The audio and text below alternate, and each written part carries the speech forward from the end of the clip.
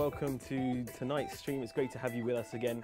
If you joined us last time for the release of the Baltic Sea, you remember we started doing these streams again. It's wonderful to have you along with us. Thank you all for waiting so patiently, but we hope you enjoyed a little bit of the drive that you saw in the background then as we're going on. Today I'm joined by two wonderful people from the SCS team. If you'd like to introduce yourselves. Start. Okay. Hi guys, I'm Ezosterik. You maybe know me on the nickname of Car2. And I'm Pavel Shebor. I am the CEO of SCS Software.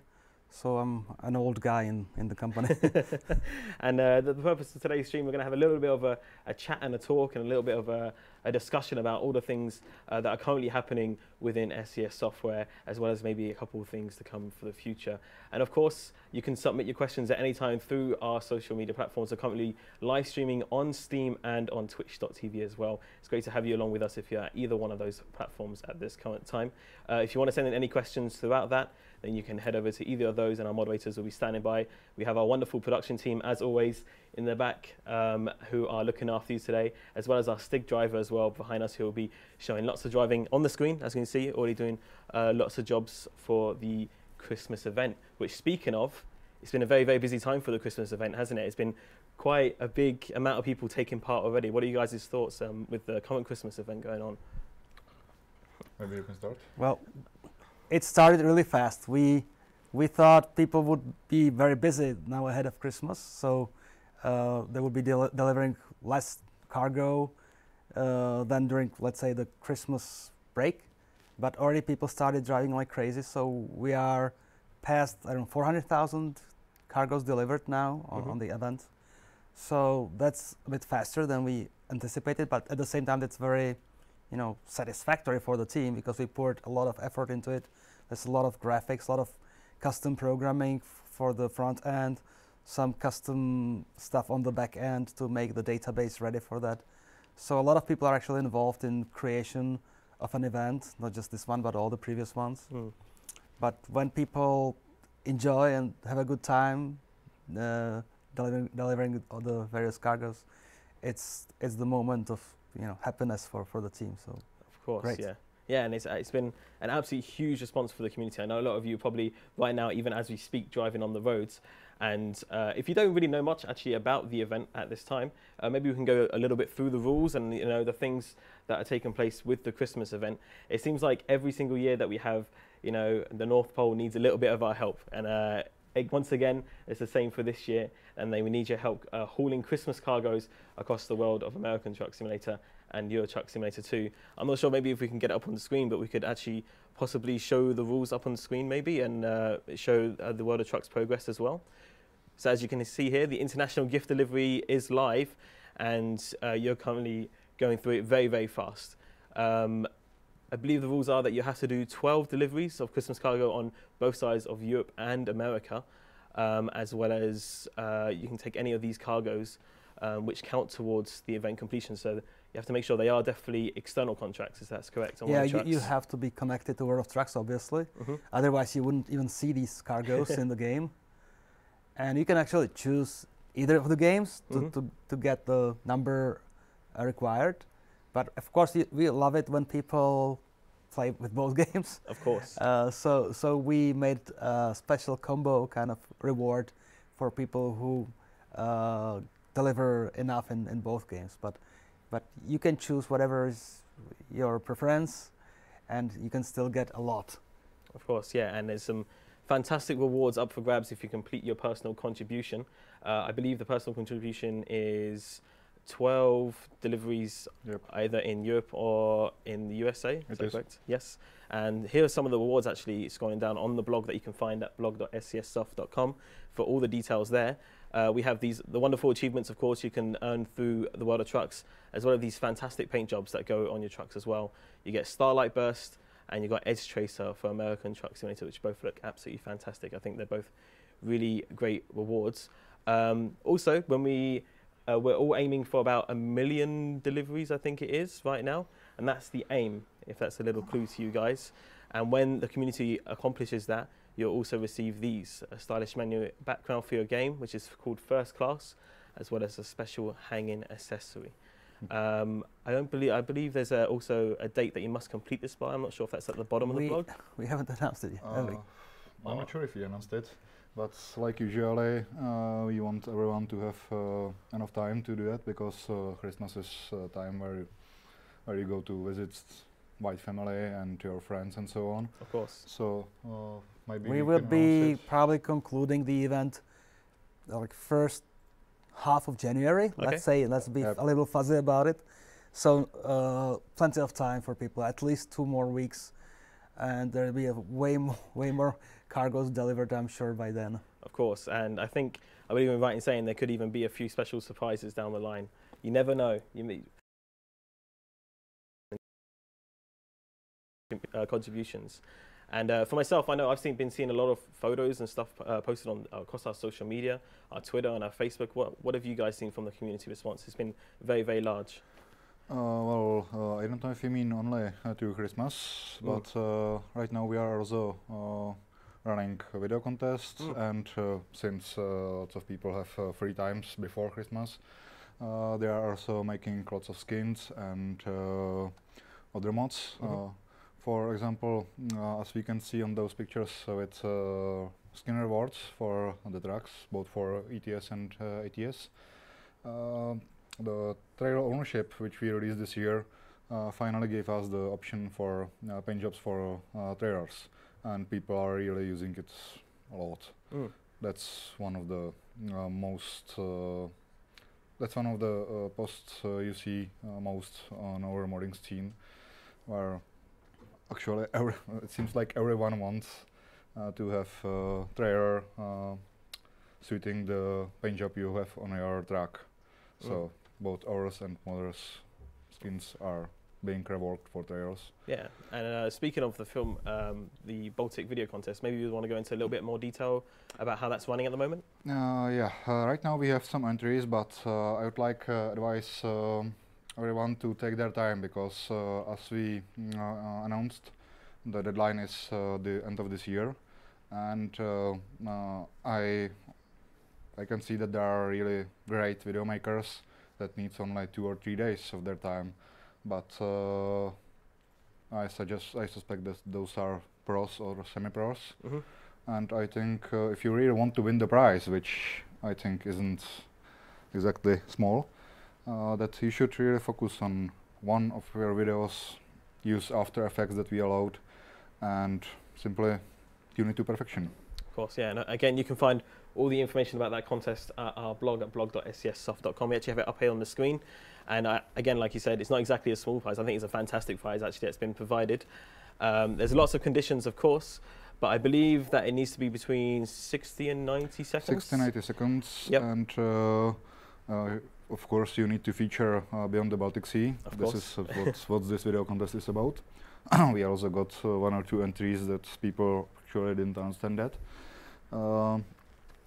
From the other conditions, the YouTube is important one, because the music is something you make your videos around, or something that gives your video some kind of spirit. So I suggest people really choose carefully, because YouTube policy about their content is pretty strict. And if we go to choose the videos and your videos won't be on YouTube, we have nothing to judge. Perfect. And where can they send those into? Do you send it into an email, is that correct? Yep, because that's the, we wouldn't know otherwise. Yep, so you can send those in, it says here, I think, contest at SCS included, which is very, very kind, actually, and I think a fantastic prize for any budding film content creator. And I know there's a lot of them out there. We see a lot of videos out on YouTube. A lot of them we actually share on our social media as well. I'm sure you guys have seen some great ones yourselves. Yep. Yeah. People just love to make content, I think, around Baltic Sea and around, you know, our Christmas events. We've seen a lot of fantastic screenshots that are coming in, so you can keep sending them in. You can send them in at our Twitter as well. It's at SCS Software, or you can go on our Facebook as well. We have the Euro Truck Simulator 2 Facebook page, you have the American Truck Simulator page, and we also have the SCS Software page. You can send them into any of those. Too many channels. I mean, there's a lot of channels there, but you know they're all dedicated, and there's a lot of great people there as well.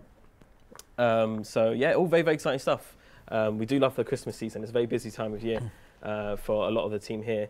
And maybe you could, if you wanted to maybe share maybe some of the things that are happening within SCS around Christmas time. Obviously, we had a little bit of a Christmas party and stuff like that. You know, what does it mean to you guys for Christmas here at SCS?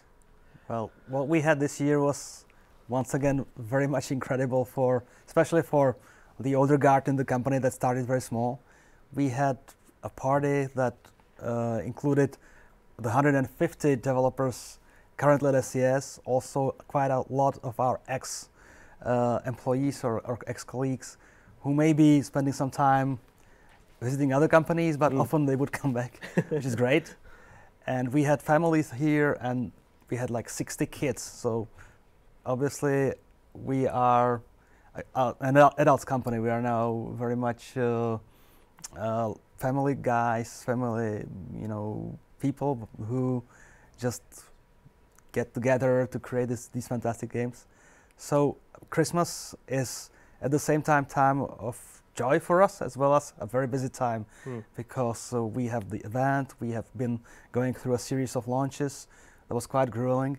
So everybody needs to recharge their batteries starting this Saturday. Saturday we'll go for, like, whole companies going on a vacation, except for a few daring individuals who will still be manning the social media and who will still be doing a stream tomorrow, or perhaps we'll even try to do something in the middle of the Christmas break. We'll see if we succeed. So we are still with you guys. We just need to take a break from the development for a bit of time to come back with our strength recharged. And we're really looking forward to the next year, because we have a lot on our plate. We have a lot of plans, some bold ambitions, so people can look forward to seeing us in yet bigger strength. Yeah, there is already running bets, because when 2017 ended, people were like, wow, this year was fantastic. It was best year STS ever had. And around, I think, August of 2018, I said that I hope that 2018, if not already, then it will surpass the 2017. People were like, that would be hard. Now they are, wow, they did it. And what did they have for 2019? And it's like, well, can we manage even more? Well, the difficult thing about it is that we are going through a massive growth spurt. We are growing fast. We are adding new people who need to fall in. They need to look around and understand what they are doing. For some of these kids, even they are great talent, but this is maybe their first work experience ever. So the older guys, the senior guys in the company are quite busy, training them, building the teams, and in the middle of it, we need to produce new content. We need to produce new updates, new events, new campaigns online. So it's a lot of our kind of capacity is dedicated to investment into the future, into building like more bandwidth in the company. So hopefully more of these results will be visible through the next year, but this is still a start of a like longer route to the ultimate goal, whatever it is, to building the ultimate truck simulator that we are dreaming about. So bear with us. We try really hard. All the love that is coming our way, we pour it back into the games. So you will see quite a few good things next year. Wonderful. And I think I can talk on behalf of everyone that 2018 has been just a fantastic year. Obviously, I'm only quite new here, but I've seen lots of things happen, not only from this side, but also from the community side.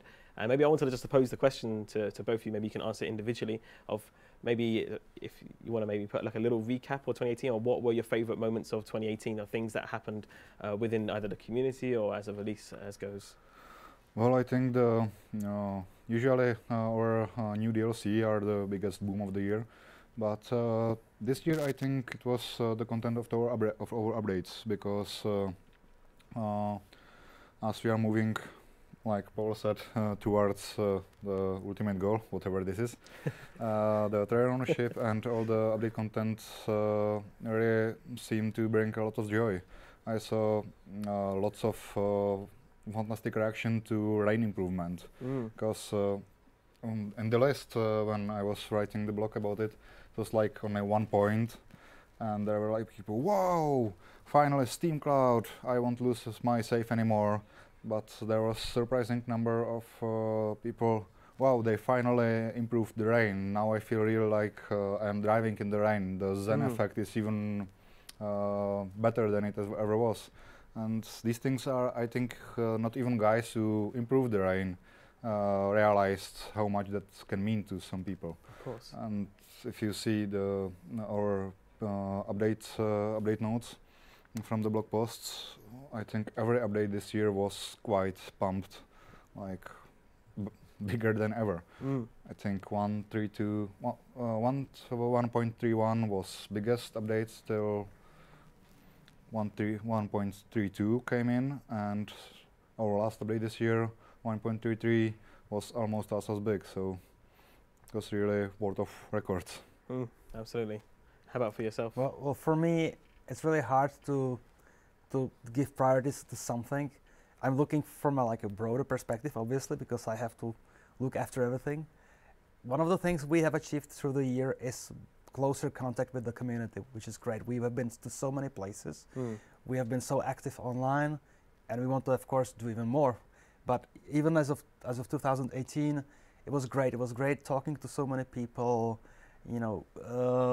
Finally, we are visible. The media is noticing. The companies are noticing. The truck manufacturers, vehicle manufacturers are more and more open to discussing stuff with us and understanding the opportunities that are for them in those games.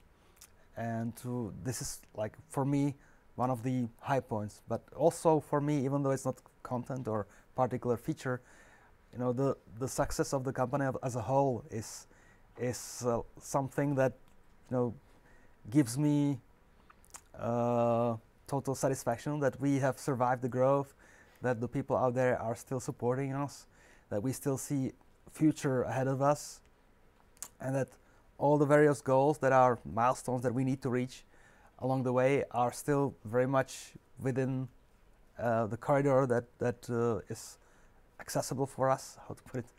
A lot of projects obviously cannot survive 5+ years like Euro Truck did, or 2+ years like American Truck did.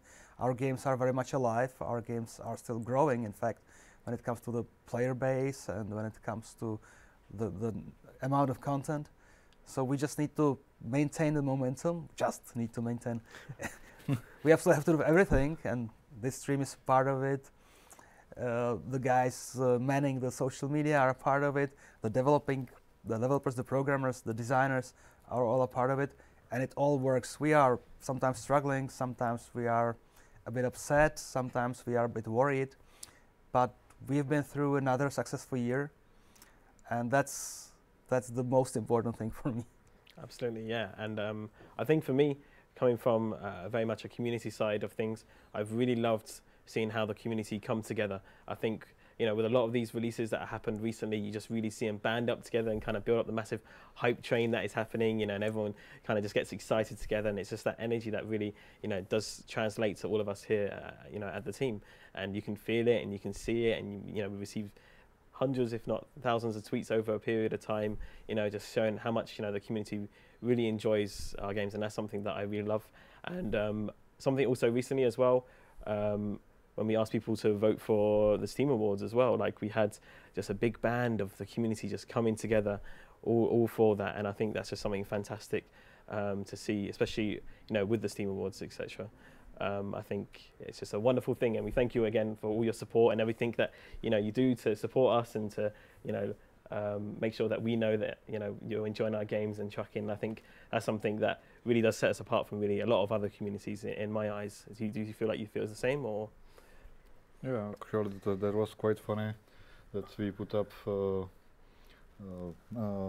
categories you would like to win something, and our community took it by the storm and turned it We try to Entirely- steer yeah. people to vote for particular categories without even being too explicit, but we try to steer them. But obviously, the crowd wisdom worked differently. Absolutely. So yeah. Eurotrack has won in the machine category. But that's fantastic. I mean, this is not exactly a new game that will be in the spotlight of the media, or it will be top of the mind of the overall player base of Steam or generally PC gamers. But still, we managed to squeeze in, and now we'll see what happens. There are fantastic games there. A funny thing, by the way, is that in our category, 3 of the 5 games have been developed in Prague, Czech Republic, in our home city. So somehow, the local developers have a particular kind of attraction to genres that are somehow connected to the machines and machinery and beasts on the wheels too. And we'll see. This is going to be like a friendly battle. There are, of course, there's a Rocket League, so you know that's going to be very tough. Of course. And there's Nier Automata, which is also a fantastic game. But who knows? Maybe we stand a chance. So it's up to our great community to try and help us. We'll see. Absolutely, yeah. And I think it's, like you said, it's wonderful to see that we've been nominated once again. You know, I don't think really anyone really expected it to be as big as it was, to have everyone push through and nominate Euro Truck Simulator 2 again. I think it must be something very proud of you to see in this day and age still that it's just Well, still just such the a big nomination thing. is absolutely achievement fantastic. of its own. Absolutely. It just shows that people out there do love our games. Of course, Eurotrack, as this older brother of the two, has a head start. There's more players already involved with the game. American Truck Simulator is still quite young, and it will take a bit of time for it to grow up. But it keeps growing. It keeps growing the player base. It keeps growing the content. Obviously, there's more content in the pipeline. We'll talk about it later, or hint about it later, because we try to avoid being way too open about things that we just, anticipate. But a lot of stuff is happening, and the Steam Awards is absolutely crowning the great year. Absolutely, yeah. I think it would really make a good top-up for the year. And I'm not sure if anything's been released yet about how to vote, but I know for sure in the future that we will have that out on our social media. I guess it's just like now, probably somewhere on Steam you can find the details of Steam's event, because there's SCS Software's World of Trucks event, and in parallel there is this whole Steam event happening every year around the turn of the year. So probably people can already vote for us, and people can already interact with the Steam meta game, whatever it is. And we'll also hint about some. We have been invited to some particular surprise with our game during the sale and during the Steam event. So we'll talk about it later when we find out actually what's happening. Of course, yeah, absolutely. To kind of provide our perspective on things on Steam. I got questions on many times. What's the importance of Steam Awards for us, or what does it mean for SCS to be nominated? I think it means a lot for people working on the games. Let's face it, this is a very niche genre. At least that's how many people perceive it. Even though in the end it turns out a couple of million people do play these games, we're still not seen as mass market title. We're not seen as like the Witcher out there, or franchise, or GTA, or the massive games that have massive audience. So people here, the professionals, the craftsmen, the art guys, the programmers, they are when something like this happens, and when you get nominated, or when you earn an award, it's a great feedback from your players, from people who actually care about the game, that you are doing something right, that you are succeeding in their eyes. So it's a big signal for inside the company. It's more important, I guess, than it is for the outside, for putting an extra icon that we won this or we won that next to an article. It may give you some weight in the eyes of press, that award winner or a nominee, but I think the more important factor is that this is a great signal for the people involved in creation of the games, that they are doing it right, that they have people out there who love them. and that's how we enjoy it. That's how we enjoy the nomination, and whatever happens next, it's just a cream on top of already very great successful season and great relation to the fan community. Absolutely, and I believe we'll be touching on that a lot more. Obviously, we're asking you to send in your questions as well. Later on, we'll be talking to you both a bit more individually about the different things that are happening within the community, as well as a little bit of a Q&A session. So if you did want to get your questions in, you can get them in again here on the Twitch or the Steam page. If you're at either one of those, we have our wonderful people standing by to take your questions and how to hopefully answer some of them. I know as well there are a little bit of a question thread happening on our forums as well. So if you wanted to head over there as well, you can head over to, I believe it's forum.scssoft.com. Yep. Hopefully I got that correct, and you'll be able to find it underneath the SCS site thread. Is that correct in the subject header there? I don't know which subject you just mean right now, because there's lots running right now. But on the SCS discussion, I think it is the most populated topic of whole forum is STS block discussion. But well, that's just a cover name, because people are discussing really everything there. Of course, yeah. What's coming, what's changing, what DLC anybody wants. Of course, there are topics for any time you can think about. But in this topic, it's really discussed overall. Absolutely, yeah. So you can find it all there on the forums as well. And actually, we do have a little bit of time for just maybe one or two questions that have popped up here. We have one coming in from Nevsky saying, will we be able to use our own trailers with World of Truck contracts in the future, please? Eventually, of course.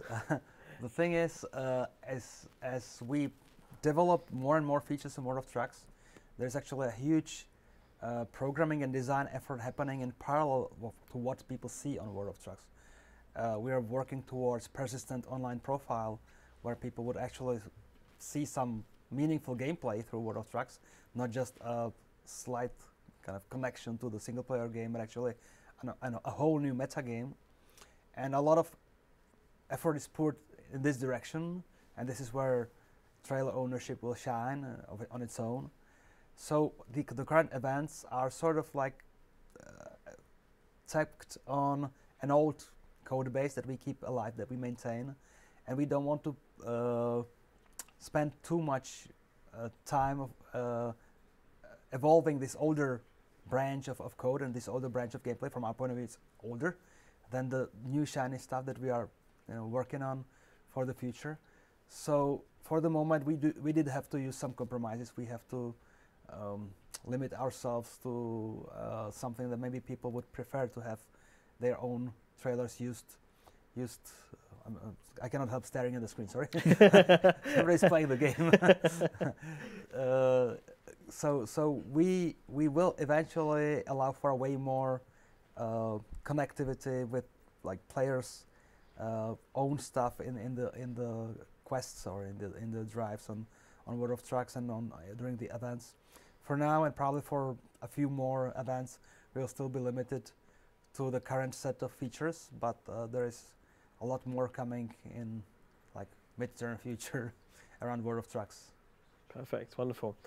Well, we've already discussed a lot with what's happening currently within SCS software. Of course, we have the massive Christmas event that's happening right now, and the numbers of the deliveries just keep going up and up and up. And I'm sure even maybe that we're going to hit the next 250,000 goal and hit 500,000 deliveries OOB. I think that might happen tonight. And maybe we'll even get to see it on screen a little bit later. So if you're out there trucking right now, keep on pushing. We're loving seeing all the effort and all the amazing work that's going into this Christmas event and helping the North Pole get those gifts delivered across Europe and the USA. And make sure to claim your little personal contribution gifts as well once you have completed those.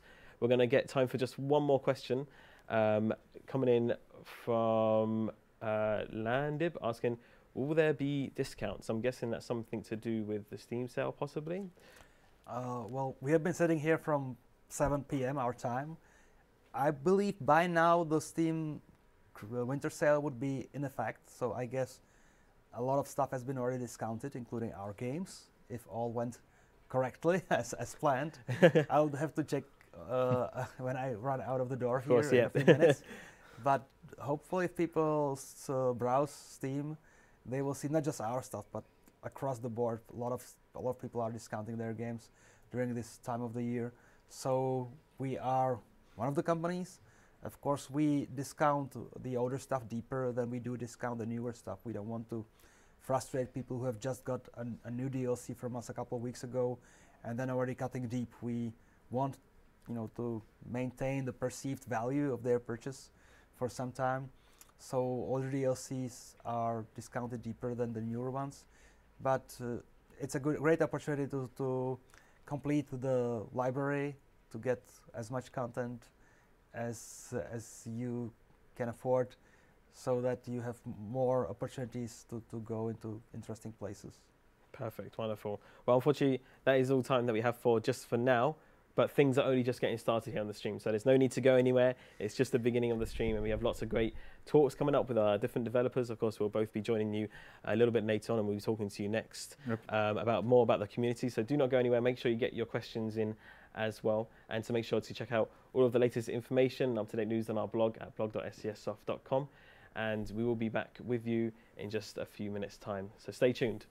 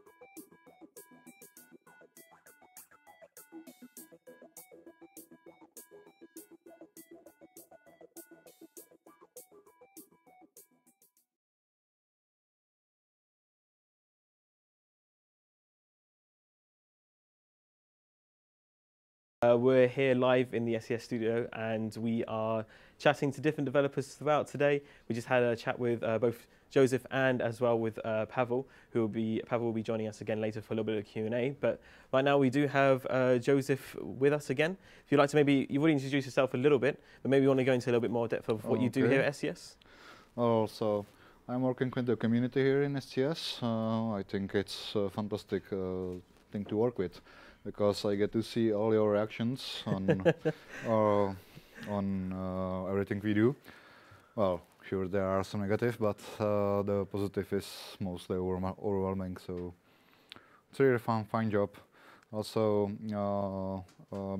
including or between my duties is to collect feedback from the community, both positive and negative. If it's constructive criticism, is absolutely okay, because just mentioning it because we see it sometimes, like people are calling themselves fanboys, toxic, and so on. And I'd like to say again that constructive critics is absolutely cool, because in order to improve our games, there are things that we won't figure out ourselves, because we can see into our players' heads what they really want. They actually have, I think, hundreds of wish lists, depending on where you look, be it Reddit, Steam, our forum, different fan sites. Our forum is topic mega wishlist threads, which has, I think, hundreds of pages, I think 700 pages or something like that, if I'm not mistaken. And it's both great to see how much players is interested in. Nope. Okay. Yeah, keep going. Okay, we have some technical difficulties. It's both great to see how many people take the time to write us their ideas, but it's also almost fearsome, because you are going through it and okay, this is impossible, this is possible if we had a really long time. For this we would need, I think, 20 more programmers, and it's really, you see, people are laying our dreams in our game, and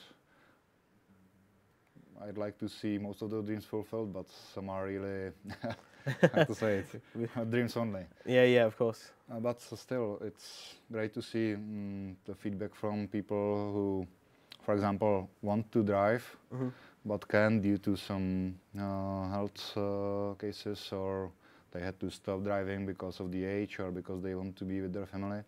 And people who actually know everything about driving a truck on different continents and so on, and writing us, you are doing a great job. It's almost us in reality. It's great feeling to read those things. Of course, yeah. Also, we had dozens of people writing us that thanks to our game they started driving in reality. How their instructors didn't believe them that they never sat in track before, because they can reverse the track into designated park spot. Well, simply, right. Absolutely, yeah. And I think I'm correct in saying that, you know, a lot of the time you spend your time on the SCS forums as well as going through the Reddit as well, because we have the trucks in Reddit as well. Yep. And you're famously known as Carthu on there, right? Absolutely. And you know, sometimes you make your big posts. There's been a lot of like little teasers that have been happening here as well on the forums, but as well as you kind of like to lurk around a little bit. Am I correct in saying that? Yeah, because you see, I am also lurking throughout the fan sites, not undermining, because it's important also to see what people want to say about the game, or they think about the game when they are on some unofficial spot. So some things we edit are precisely from those spots, because not everyone uses official channels anymore. For example, we have lots of people playing in virtual trucking companies, and some of these have really big hubs of websites, Discord sometimes multiple discords Mm. for beginners, for seniors of their virtual trucking companies, so on. So I imagine they don't even have time to follow all the other channels we put up. As we agreed with Pavel, we have a really lot of them. Of course, yeah, yeah. And I know that sometimes you might have heard this here and there. A lot of people like to kind of refer to you as almost like legendary or a bit mysterious sometimes. Where do you think that kind of name came about for yourself? Well, that's probably because when we try to give our players some road plan or promises to the next year or for the next 2 years, we are burned by the backlash when we couldn't deliver, because well, we are still learning. Even being this long in the game industry, we are still learning to overcome new difficulties and so on. And we are perhaps a little bit more idealistic than we should have been. Mm. So we closed up, not to get burnt again, and thanks to our experience, we are able to open again our policy or our plans for the next year or next years to some level. And since I was the one who wrote those on the forum, and since people coming to the forums usually have some of their fun sites, Tracker Wiki, Reddit channels, and so on, the teasers I posted there were usually posted widely throughout the internet. Of course, yeah. So sometimes someone came, hey, who posted this? I don't believe it. No, you can believe it. It's from a SCS developer. Okay, who? It was Cartu. And so those nicknames, perhaps. Absolutely, and I think there's something that the community loves, and I think it's something that we both really enjoy doing here is really just looking at what the community's doing, Yep. how they're reacting to things, and how they see things. And I imagine yourself as well as myself, we both watch the community very, very closely on how they react to things. And maybe we're talking a little bit about highlights early on, and you're talking about like your favorite things in 2018. But do you think there was anything that really stood out this year from the community that really you thought, wow, I didn't expect that kind of response? Well, I think, as I mentioned earlier, that our updates this year were really packed and everyone found something he really desired for some time. But if I have to pick really one bomb of this year, I would say it was Volvo for the ATS. Because during the problems with obtaining licenses from big tracker companies, ATS was stuck with 4 trucks from 2 brands, and I imagine that that's really the area where we are lacking most of all. So when I tested ATS for the first time, it was really a boom on the forums. I think it also brought to forums a good number of people. And when we released it, those reactions were absolutely priceless, because it really seemed like we are Santa delivering something people really wanted. Absolutely, yeah. I think you saw some memes and from war films and war movies from different decades, so sci-fi, and everything was about, it's here, it's coming. That's right, real. I think everyone was like very, very excited for that. And I think for me as well, something that I thought was absolutely fantastic this year, just like any water truck event, but the operation, the Big Sur operation on social media was absolutely huge. Like the response Definitely. from that. And we had the hashtag that went out on Twitter. And I think in a few select countries that even actually became trending on Twitter, as just because of the amount of people that are coming through. And I think seeing that sort of community response was absolutely fantastic. And I think I've got to give it to the community this year. Like they really just seem like they outdo themselves every year in terms of how they respond and everything.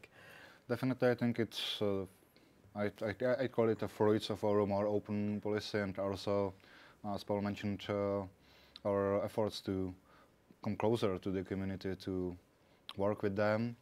We also launched a number of things where community can help us or contribute to our development. But as you mentioned, Big Sur, I think it's important to notice that the thing that allowed the event of the Big Sur was that nobody died there, because I was worried by pleas for events like this to follow what happens in the world. But when someone dies somewhere, we can't use it for the game, and people should realize that that's actually tragic. That's not something to be used for fun. Of course, yeah. Big Sur was extremely good for this because, sure, it meant lots of complication for people living in that area. But since government there started to rebuild the highway almost immediately, nobody died, nobody was injured. According to my knowledge, it was perfect for use. Wonderful, yeah, and I think it was just such a great idea, and I think we saw a lot from different communities. Of course, we have not only those who play single player, but there's also an unofficial multiplayer mod out there. And don't even mention multiplayer. No. When I saw those, I think it was 4 hour columns. Like, well, I do understand why people play our games, but to imagine that I come home from, let's say, 8-hour work or 12-hour work, and sit down by the computer, launch American Truck Simulator, and find myself standing on one spot for hours because there are so many players. And, well, I would probably disconnect and go play single player, but those people used to there, had fun through their virtual trucking companies' radios and through all different communications programs. It was really and I think like, we're still seeing the same thing actually right now because of the Christmas event. I think I saw some screenshots recently that came up on the social media of people even sitting in traffic in Paris, and it was again just a few hours long. I think, you know, why maybe people love that sort of thing. For some people, of course, a lot of people might not. A lot of people might not enjoy that sort of thing, like you're saying. But I think the reason why some people do is because, you know, you have a lot of the community are trying to do the same thing at once, and they're all together doing it together, and they're all, you know, it's almost like a little band of truckers getting together, almost forming a big convoy to truck together. I wouldn't call it a little band, because or a large one. Yeah, absolutely. Yeah. Actually, that's a good point, because you see, I don't like modern games too much. I was used to games that didn't hold your hand all the way. Games that simply gave you the tools, and to find the fun was up to you. Those communities were much better than today's communities, because they were actually used to take care of themselves, find their own fun, including having enemies in the games, having friends in the games, and so on. And I absolutely love that we have community that isn't how to put it, isn't fully satisfied with our games, so they make modifications they know we can't or we won't be able to make in the foreseeable future. So, well, as you named it, multiplayer, unofficial multiplayer mode is one of those, and virtual trucking companies are taking it even well, not like it's the next step, because someone make something which gives you more option, and you take those options. Another thing like that is, I think, Trucking Book, or something like that, and similar programs which log your drives, your kilometers, miles, your tonnage hauled, and so on. It's fantastic to see how many people actually develop above our development, and the numbers of people playing there. Of course, yeah, and I think you're right in saying that it's not just obviously people were just playing on the single player and, you know, seeing the community in different social medias, but it's actually even just another group of people who create different mods and different like skins and things on the Steam Workshop. We see a lot of those things, don't we, on there, and there's hundreds of different kind of mods you can have on the game and stuff like that. Obviously, all these things are made from secondary people, but for some people it enhances their experience, and I think that's fantastic to see. Yeah. Also, there's something that saddens me this year, because how the community grows and the more people are using mods and trying how much mods they can combine, or how much more fun they can get through the mods. There's the number of mods stolen and reused or used and put somewhere on the different author That's really a sad situation because those creators usually stopped working on their mods, and I guess we should have expect that because the more the people, the more criminality maybe, if we can put it this way, or more problems. That's unavoidable actually, but that's simply bad. I would like to say to all those mod creators that we really love their work and we are happy for them. Absolutely, for each and every one of them. Yeah, no, and it's really cool. And again, I see that all the time from their, the Twitter posts, the Facebook posts, and all those different kinds of places where we see different people creating a different gameplay experience for them. Yep. I think that's really something fantastic to see. And, I really do love seeing those kind of screenshots, and I think we're going to see a lot more of them in the future. I can expect there's probably going to be some more wild things that are going to come up with in the future. There's going to be lots more different mods coming out in the future and different things happening. I'm really, really excited for what 2019 brings. Yeah. I think it's going to be an exciting year. And definitely, the more update, the more content we make official, the more options the mod creators have. Because as we mentioned earlier, the trailer ownership, being it's the phase 1, as we mentioned, that's we will continue to develop that and to bring more function. It made so many new mods possible. It was unbelievable number, because really how much people could play with their trailers, taking into account that trailer is half of the game, or well, maybe not the half, but it's big part. And more options there, so it's always good to have, because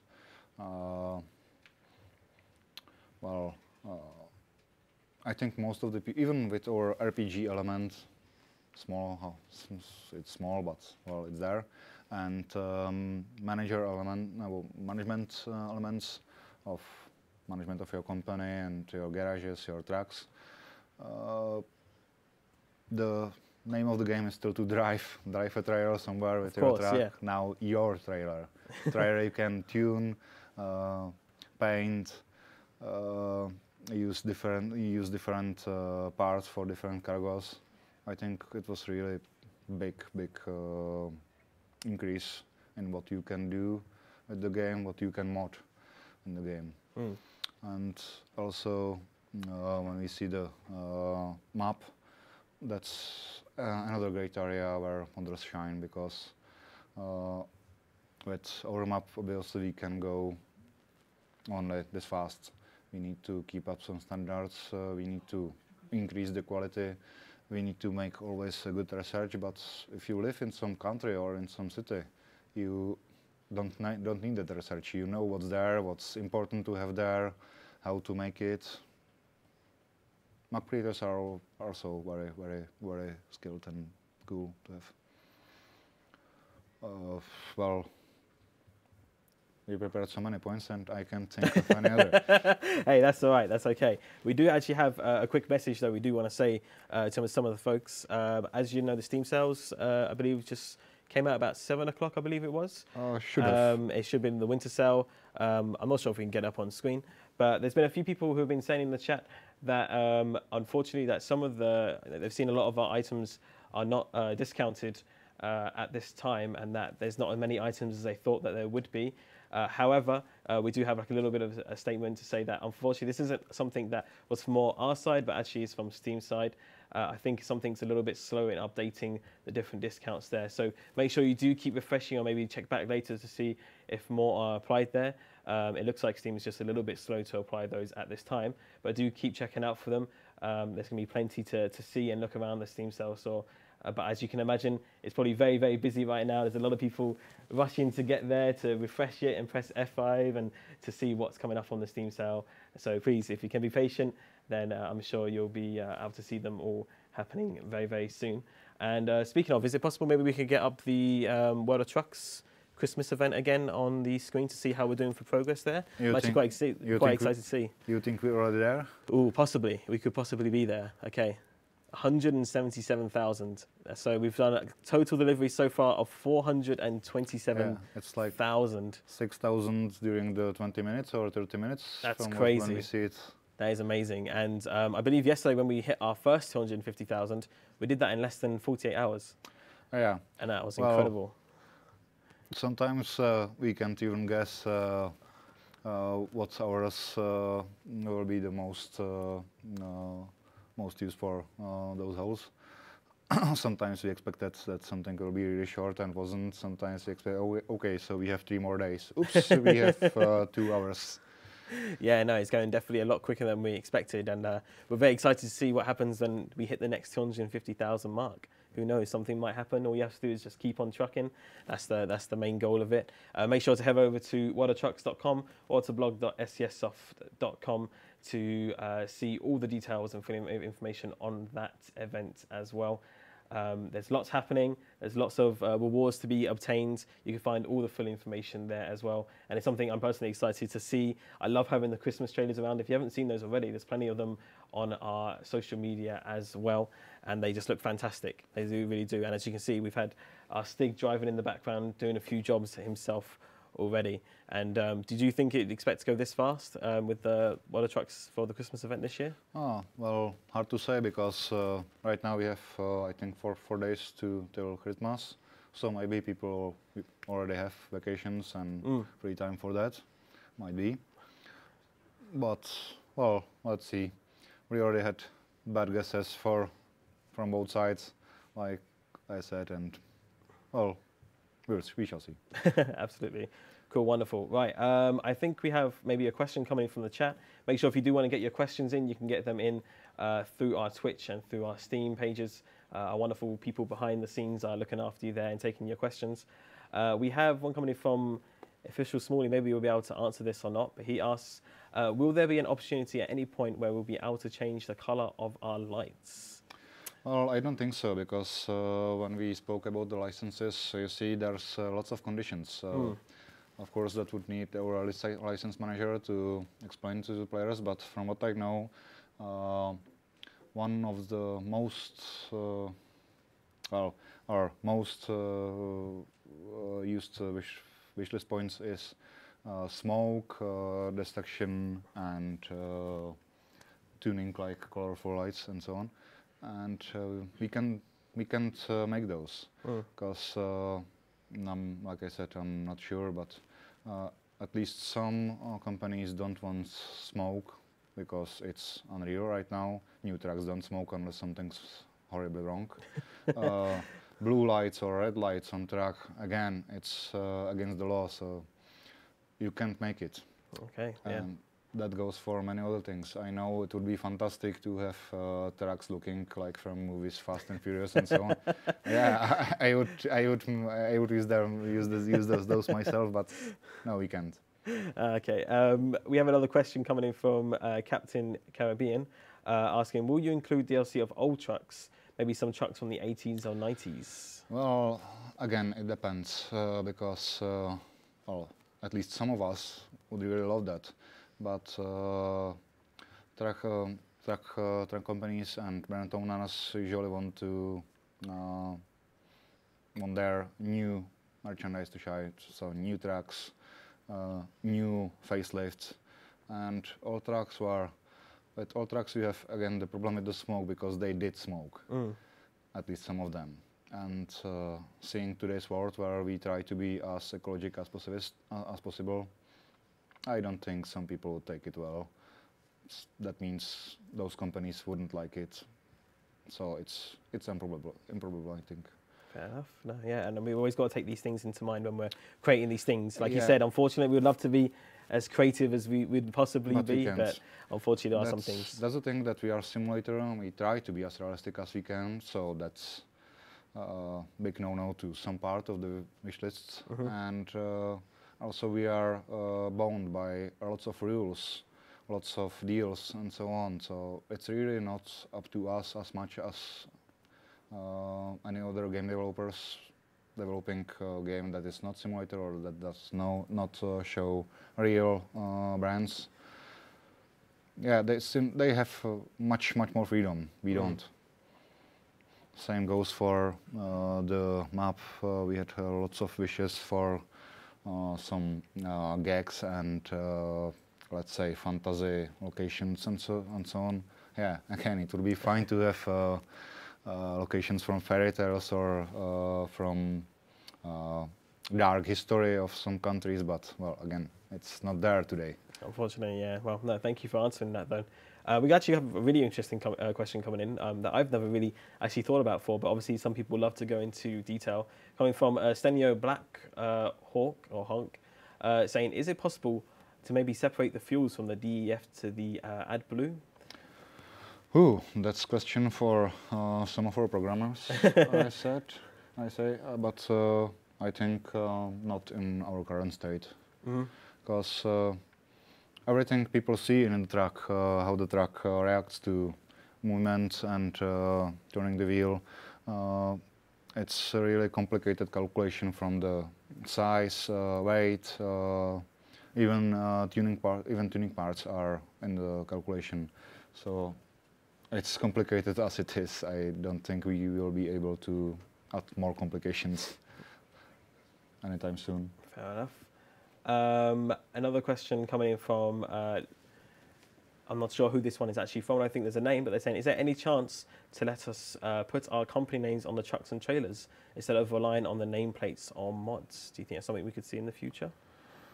I'd say that's possible. Don't take me for the word. No promises there. I think it would be certainly an interesting customization to see, but it's something that we'll have to hold out for. Again, you can always keep up to date with the most on our social media and stuff like that. I add to that, I think you can do nameplates throughout the World of Trucks. Yeah, absolutely. But to make it in the game, not yet. Yeah, fair enough. Yeah, and I've used them myself before. Yep. I got my own little custom plates, so you can do that as well on the World of Trucks. Also, another question coming from Lincoln CF Cruz, saying paints for 8x4 chassis in the future? That was one of the less positive themes I was solving, because people expected that those chassis will have all the paint jobs we already released, but it really wasn't possible because the cabin is bigger, the shape is different. Yeah, some paints will there be for sure, but not all of them. All right. Well, we've had a lot of questions coming from the community, and please keep sending them in. Obviously, we've got a couple more talks coming up with devs as well as with Pavel Shabor in the future.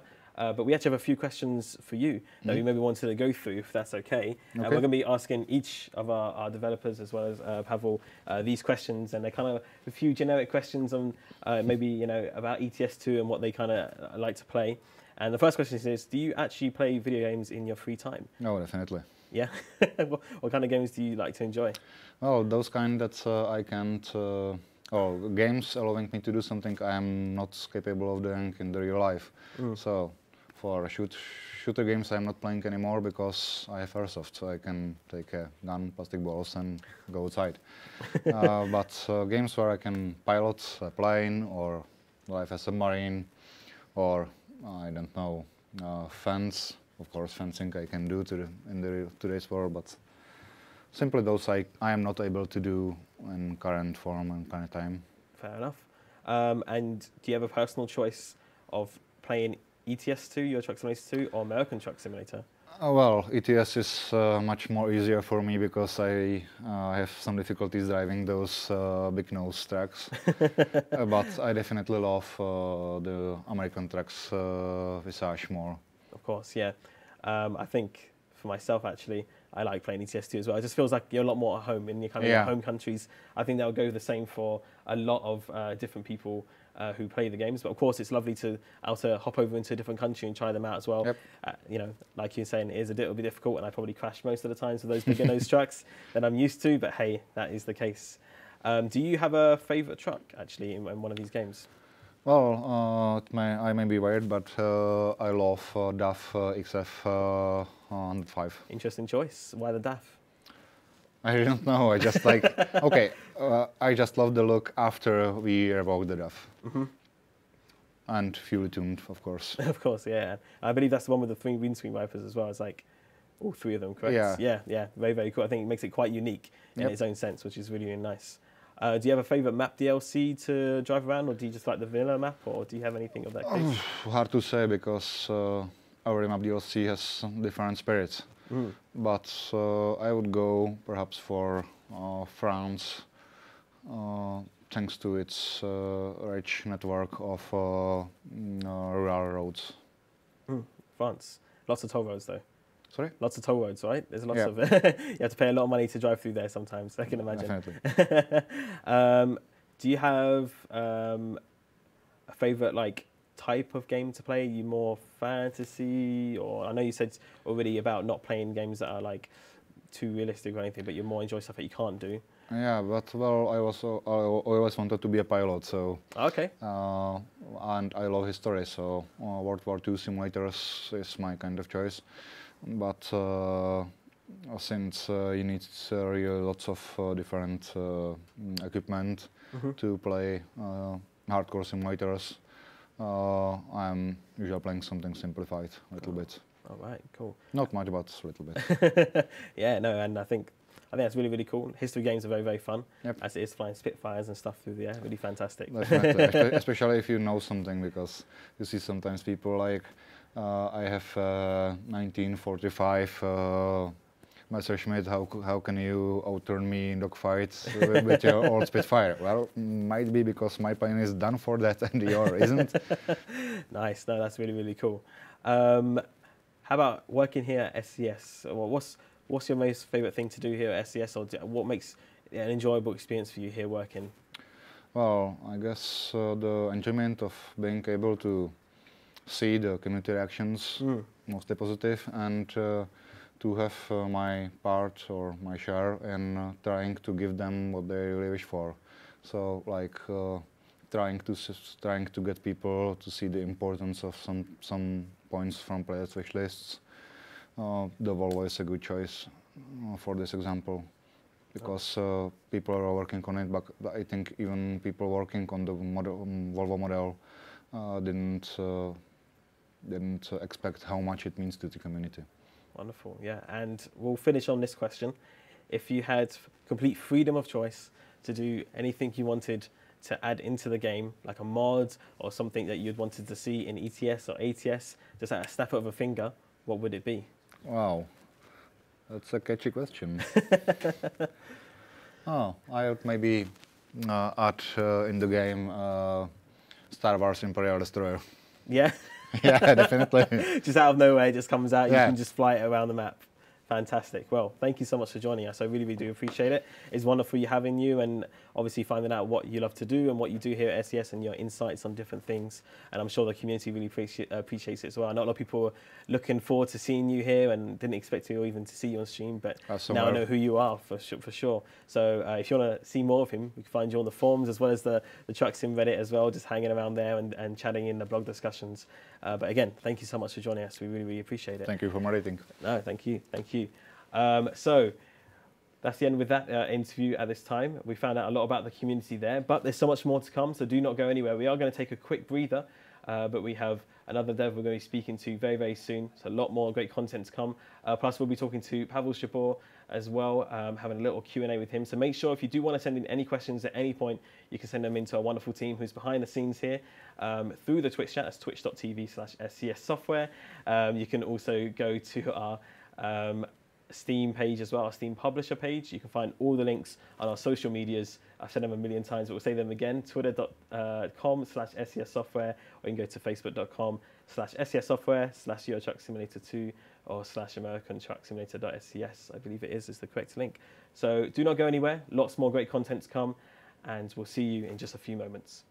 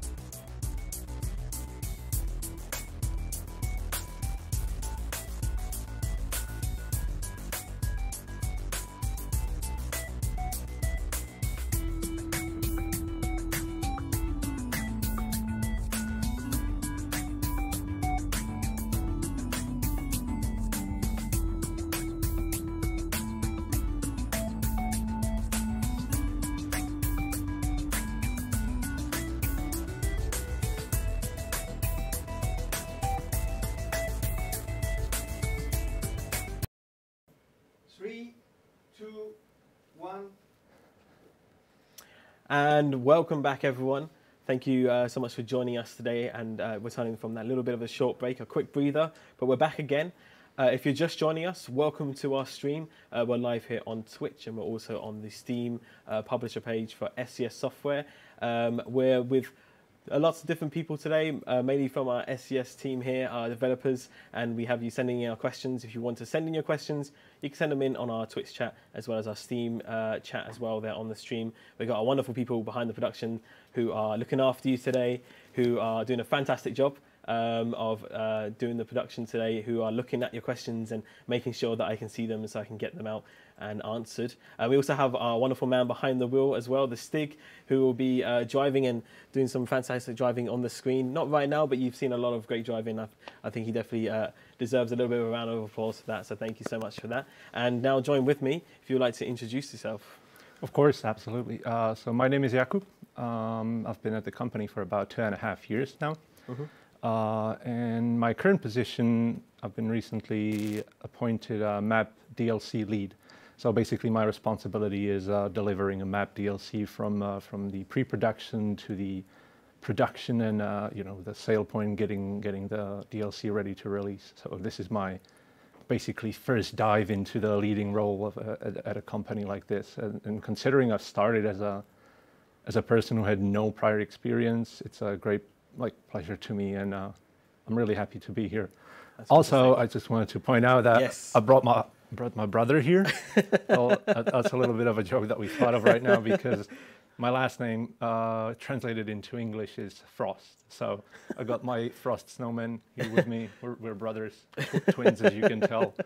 He's got a better scarf though, but he does. got Yeah, the beard. Mr. SCS Snowman, Yeah. looking fantastic. Look at that. He's up showing us all. Yeah. I should have been wearing like little lights around me and everything, and maybe I we wish would I have could been smile matching. as much as him. He just keeps on smiling. He's great. Yeah. He's fantastic. Doesn't even need to say a word. He's stealing the show. I think we should maybe just let him host for the rest of the show. Yeah, of course. Yeah, Let him go. talk a bit. Yeah, and he's got cookies for eyes. Absolutely. We'll get back to him though. We'll get back to him. We'll talk a little bit more about your role and what you play here in SCS. So you said you've worked here for a couple of years, did you say? 2.5 years. 2.5 years now. And how has that journey been so far for you? Starting, like you said, from a lower position and moving up. Yeah, it was quite a roller coaster, to be honest, because my work position before getting here to SCS Software was kind of, how to put it, not great. I was really struggling. Even though I always was a fan of video games and kind of dreamed about getting into the industry, I never actually thought it would happen. But one day I kind of stumbled upon the ad that the company was looking for a few new people at 2 positions. So I applied to both of those positions, thinking that you can only regret things that you don't try. So I sent the application to these 2 positions, and as it happens, I haven't landed either one because one of the positions wasn't really open yet, and the second one was not as interesting as what was offered to me. Basically, I came here and for a personal interview, and what was offered to me was that the company was looking for map designers at the time. Okay. Because they were growing the team a lot, so they tried to get new map designers. So that kind of surprised me because, like I said, I haven't had any prior experience, especially in art or well, I was doing some what do you call it, like redactor work. I was doing some filming and photos and such, writing articles, but that was kind of it. So I didn't really think I could succeed, but I got some what do you call it, like basically homework that I had to do in about 2 weeks, on which they basically decided to hire me, which was pretty shocking to me because I was like, I'm basically nobody. I was quite young at the time, and it was kind of surreal that I got into the company like this, especially working on a game like this, because even though I haven't played, you know, hundreds or thousands of hours like so many people did, I have a pretty strong bond with the game. It helped me through some tougher times when I was younger. I played it, you know, a lot, just listening to radios and like rain sounds as well, you know, creating the atmosphere, just diving into the night. Absolutely. I think that's where a lot of people like come together on this topic, that the Zen feel is there. Yeah, absolutely. And it was basically a dream come true for me, and the road from there was just the beginning. Like I said, I became like nobody with experience, with no experience basically, and worked myself up in the 2.5 years, and I'm really happy to be here, and I hope I still will be in at least a few more days. I'm sure you'll be sticking around for sure. Hopefully. And you said you worked a lot on map designing, and you know, where did that all start from? Is that something you've always had, you know, since you were younger, or is it something that you learned or how did you pick that up? Absolutely. I guess it all comes down to my childhood roots. I had a brother when I mean, I still do, but when we were younger, we used to get a lot of Legos, and as every kid, we loved creating stuff from Legos. You know, we didn't have many pieces, but we always took a few pieces and created a little house or a little car. So basically, I personally wouldn't enjoy creating the new pieces. I like putting them together and creating the composition and arranging it in a way where it made sense, you know, where it was kind of beautiful. So it started all there, I think, a little bit of creative roots, even though I never before considered myself as much of a creative person. It all started there, and then obviously when we got into the video game field, and we got a computer and some consoles, mainly on computers later on, where we played Heroes of Might and Magic 3 and Disciples 2, if you're familiar with that game. They both had a built-in editor where you could create your own maps. Like, back at the time, I wouldn't consider it a masterpiece, definitely looking back at it, because I remember what I used to do there. It was basically just dragging a few mountains on the screen, and I considered myself, you know, Picasso. I thought I was the artist.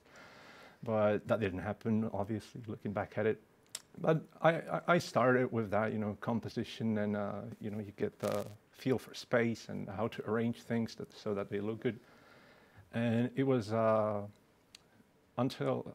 I mean, the main influence probably was a couple of years ago, when it might come as a surprise, was Minecraft. When Minecraft came around, you know, it had a creative mode first off, and I was like, oh, this is fun, just placing blocks, infinite world, you can create whatever you want.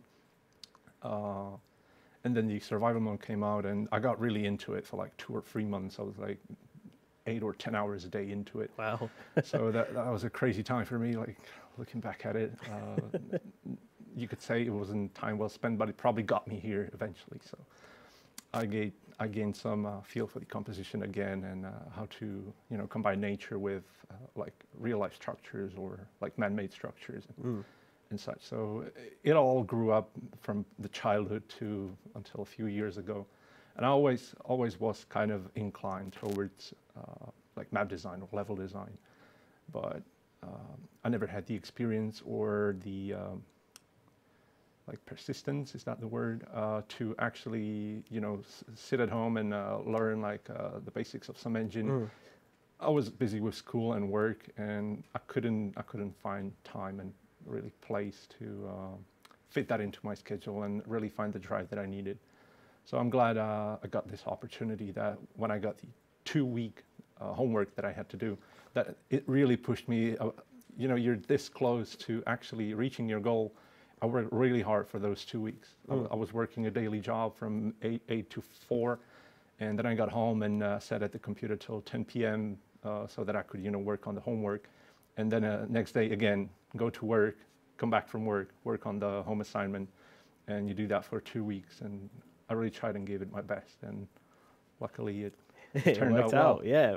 And here we are today. And speaking of today, I wish I think maybe you could speak that sometimes mapping could be as simple as Legos as you know, when you were younger. Now it's all a little bit more complicated. Obviously, there's a lot more of a larger process involved. Could you maybe go through maybe what kind of process you work with and maybe even look back on some of the projects you were involved in this year here at SCS?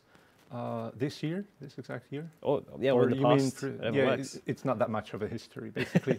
When I got here, I got appointed to the American Truck Sim team, so I work on ATS primarily. Well, uniquely, I don't work on ETS at all. And basically the first project that I attended was the ATS rescale, where we went from the 1:32 scale to 1:20.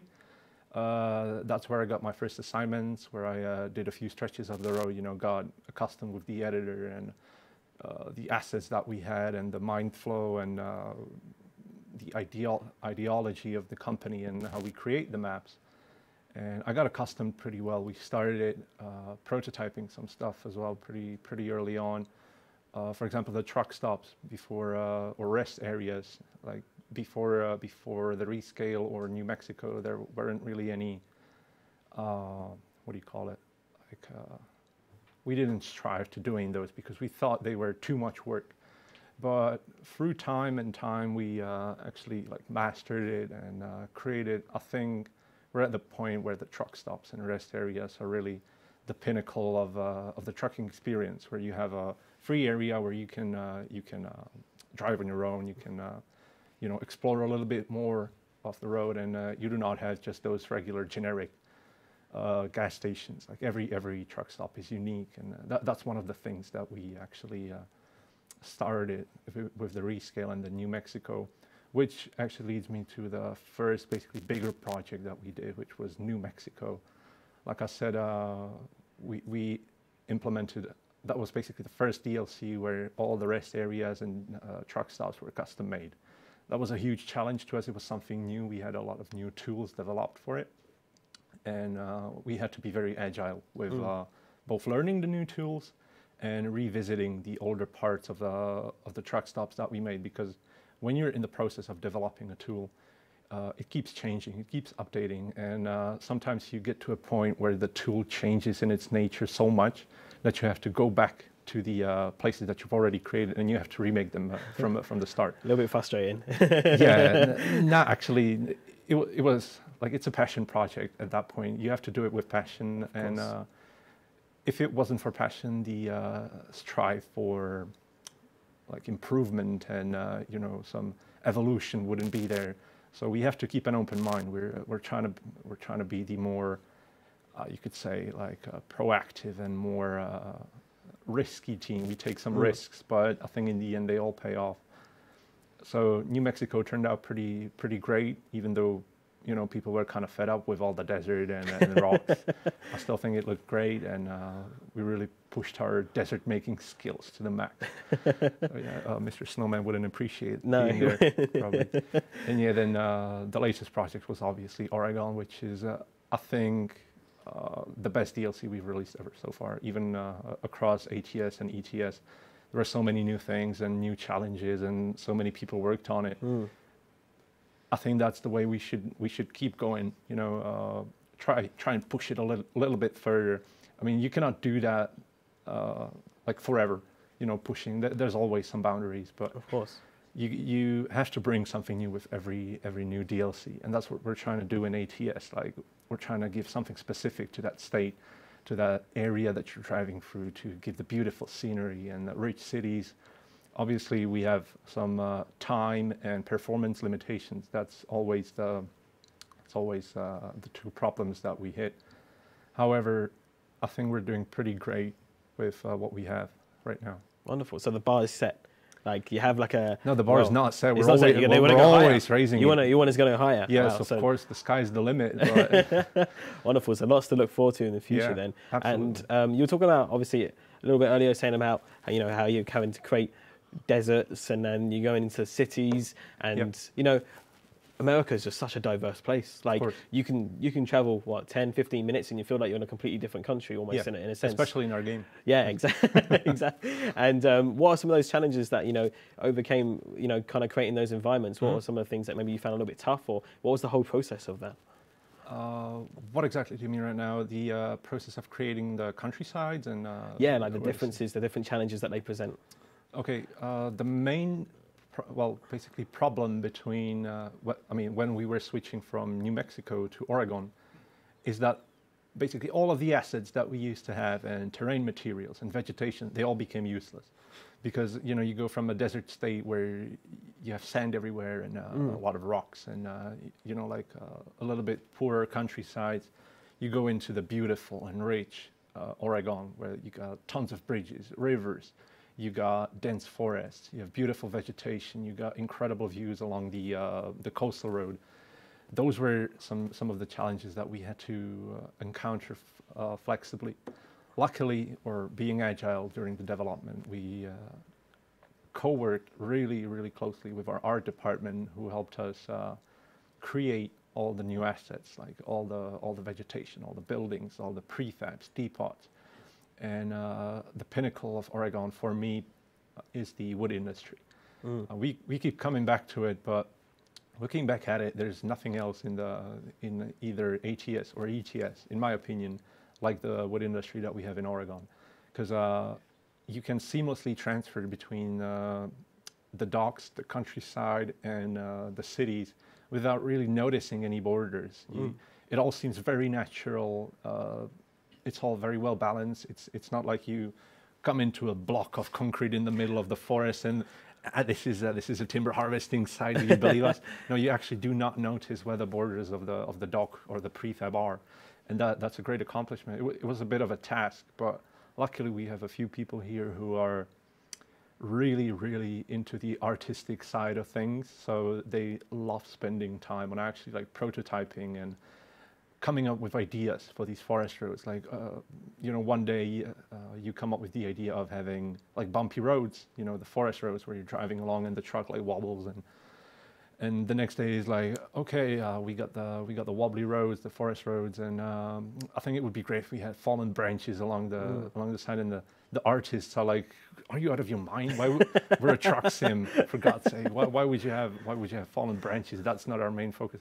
But like I said, some of our guys are really persistent in that regard, and they kept pushing the art department into making these little silly things that you could say that do not have any like real value to the trucker, but they help create the micro detail and the atmosphere that you're actually driving through the forest. There's also animals like deers, and it all comes together, and then you look at it and you're like, wow, I've never seen anything like that in this game before. We again stepped it up a little bit. It might be these little steps that keep raising the bar, that when you now look back at California or Nevada or even Arizona, you say, it's not quite like Oregon. Oregon is much more modular and handmade, custom made. There's a lot more landmark places and views.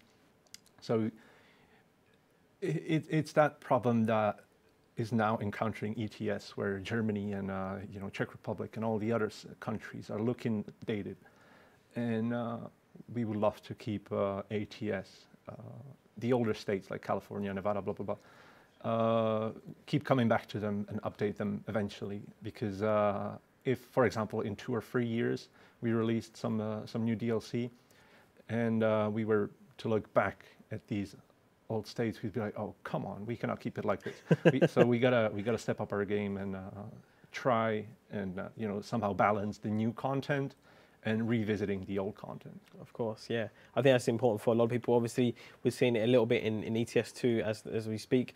But I mean, it'd be fantastic to see for ATS as well. Obviously, it's the newer game, within the series of truck simulators. But already we can see the progress, which is really, really fantastic to see. And I wanted to ask actually, when you're creating these maps, and then you've released them and people are driving them, what may be some things that people miss out on? Maybe some little details. Is there anything that you think, oh, maybe someone hasn't seen it, so they don't realize that this is part of the map? There's maybe it's like a few little rocks or something very unique that maybe most people would just miss or not see when they're driving at 60 kilometers an hour or 90. That's actually the point of making the map so detailed and so nice, so that you always have something to come back to. Like every great game that you've ever played, I'm gonna point out Metal Gear Solid for now, if you know that game. Yeah. I've played it as a kid, and many years later, I've watched a streamer on Twitch who played the game, and he knew the game from the beginning titles until the ending cutscene, and he knew everything. And I was just sitting there with an open mouth to see how much stuff you miss when you just basically blaze through it. But if you take time, the research, and basically pay attention to everything that's happening in the game, you can find out a lot more about the world and the characters. And it's the same with our maps, I think, where if you blaze through it at a high speed and you're in your cabin, and I want to say cockpit, but then I realized it's not a plane. When you're in the cabin, you're just looking straight up and you're watching for the traffic, so that you don't hit anyone. You may miss a lot of stuff. We actually pay a lot of attention even into corners where you don't really see when you're driving, straight up. You can find little fields and radio towers and views that you might have missed the first time you were going there. So if I could give one suggestion to the people who want to enjoy Oregon or any other map DLC in the full beauty, slow down a bit. Use the external camera, look around, enjoy the views. If you're tired of the driving itself, just look around, just see the world. You can find famous landmarks, inspired by real life locations, and that's I think our pride. A lot of people may not ever notice it, but those few who do, I think they will appreciate it, especially locals. Of course, yeah. I think I've seen a lot of people on the social media. They post a lot of different posts saying, "Hey, this is right near me. Oh, I've seen this before when I've been driving, right? Yeah. Like I pass this all the time when I go to work, or all those little things like that just spark something, almost takes them down memory lane, or reminds them of home. And I think that's just such a wonderful feeling to to be able to be in a game and be in a community, and you're like, I feel like I'm actually somewhere, and to feel that and to feel that you're immersed in that whole driving experience where, hey, I can take these same routes that I used to drive as a kid with my parents, or That's what or it's whatever. all about. And I think that's fantastic. And you mentioned obviously a bit of your history of how you came up to this point, and obviously SCS are always looking for a few more people to help them out in their team. Maybe you could explain, or maybe give some advice to some people who are budding map developers, or someone who wants to kind of get into this industry. Would you have any sort of advice for them? Advice, it's kind of hard. As with everything, you got to stay persistent. Like I said, I got a little bit lucky with the job being offered to me, and then I had the opportunity to give my best in the 2 weeks. However, not everybody may have that ability or opportunity to get a chance like this and take it to its fullest. So if I could, I would suggest stay persistent, pay attention to what's already been created. If you're maybe an aspiring map designer, take a look at what we have created, the ideology that we're trying to establish in the world, to keep it both beautiful and realistic. How we balance things out. You can compare it to real life references, and obviously you can always use the editor at home yourself. You can find some guides online from our community, or which that brings me to a point where we're actually right now thinking about creating official guides for the communities, so that people can get into it more easily. Because right now, if you want to get into map designing in our engine, you can only rely on community-made guides and manuals and videos and forums and such, where people help each other. We're thinking about bringing something more coherent, something more official, but I don't want to give any promises on that. It's in the realm of thinking about it right now, and that's a thing that takes a lot of time. It may not seem like it, but the editor is growing every day. There's a lot of nuances and little things that we have to pay attention to, and the knowledge is spread among a lot of people. We have the editor programmers. We have people who are more artistic, who take care of the visuals more, and then we have people who are good with the road network or the signs, and everybody carries a little bit of knowledge. And putting that all on paper in a form that even maybe younger audience can absorb it will be pretty hard. So it's all in its roots, but you can always use our forums if you need any help. You can turn to our forums maybe if you have any issues. There are a lot of people who can help you with the beginnings, and stay consistent. Set yourself a goal, basically. I think a good goal would be maybe recreating, I don't know, your house or your city or your country even in a certain scale, and see for yourself what it takes to actually create that. But start with some smaller goals. Like I said, maybe create your street and your neighbors and your house. And you're obviously not going to get it one-to-one. You never will unless you can create your own assets. But you can get the sense of scope and how much work it actually is to create the street and all the terrains and vegetation, and how lengthy of a process it is. But it's definitely very, very rewarding when you see your work in the end, and you can actually drive through that street and you can pat yourself on the back and say, good job, me, I'm really good. It makes you feel good. It makes you feel like, it makes you like warm this. inside. That's and it. Especially when people like actually get to play your content and they like it. That's the best about it. Yeah, and we're talking a little bit earlier about all the different, mods that are out there that are available. There are different, maps that people have created for themselves and different little things for vehicles and stuff like that. And I think we have just such a wonderful, talented, community who are absolutely very dedicated and, what they want to create and, what they can create for themselves. And again, I think it's something that's really cool to see. I'm not sure if you yourself go on the forums or look through the workshop and kind of look in all different things that are on there, but I think it's such a wonderful thing to see from the community, absolutely. Different people helping out each other. Yeah. And speaking of the community, actually, if you did want to send in a few questions related to map design or any questions for this is your guide, this is now your time to have a chat. Please be gentle.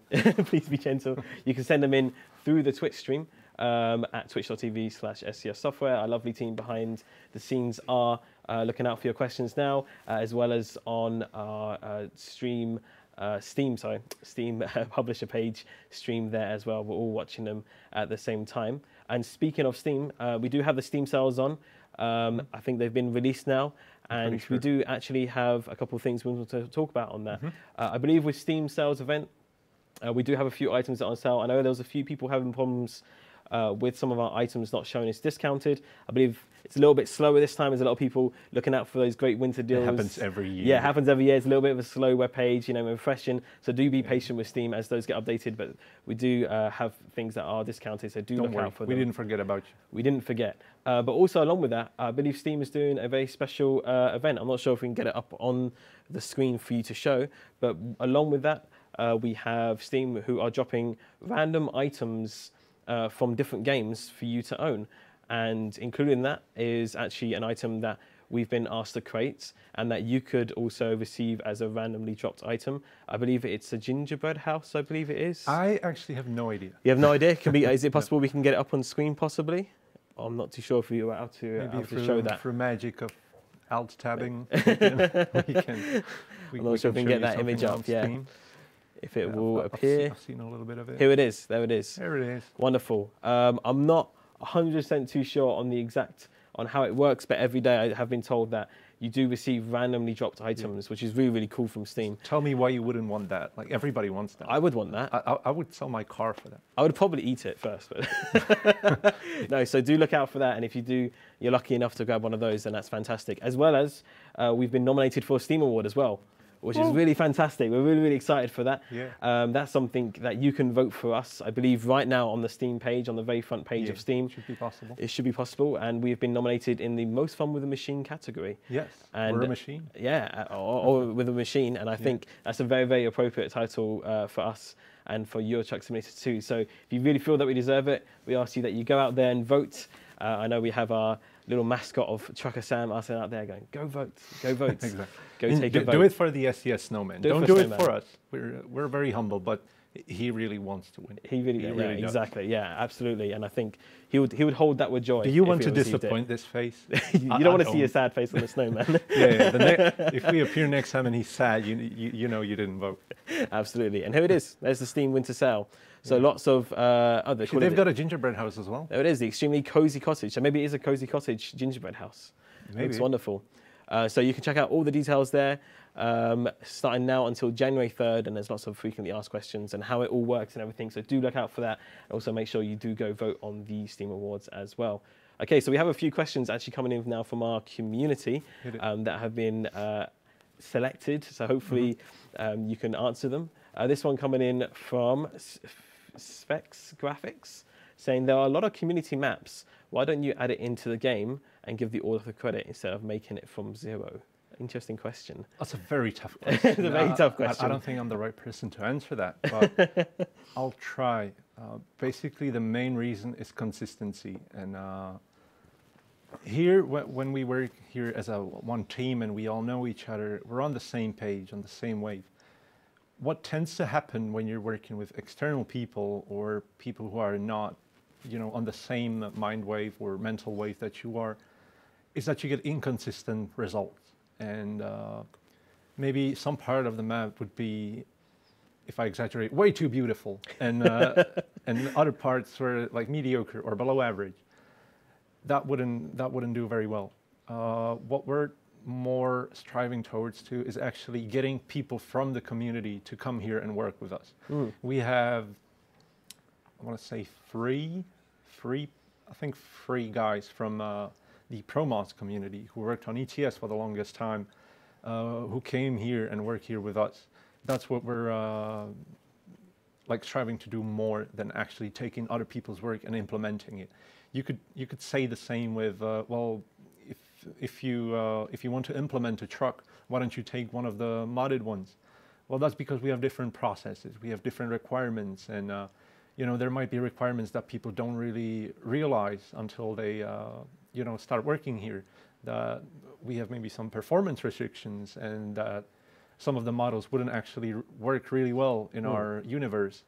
So I don't know if that was a satisfactory answer, but basically it's the fear of inconsistency, I think, and the difficulty of communication and keeping it consistent. So again, if you were interested in actually getting your work in being official, basically, getting into maybe one of the DLCs or being part of an update, you can get in touch with us, and maybe eventually you can come and work with us here. Yeah, I believe in Prague. I think the website is, and they're going to have to correct me if I'm wrong on this, I think it's like scssoft.com/jobs, is that correct? I don't know, maybe it's jobs.scssoft.com. I'm might not be, sure, yeah, but if you Google SCS software jobs, it will come up. It'll come up, yeah. And you'll see lots of different faces on there and people who work there, and lots of opportunities for careers as well.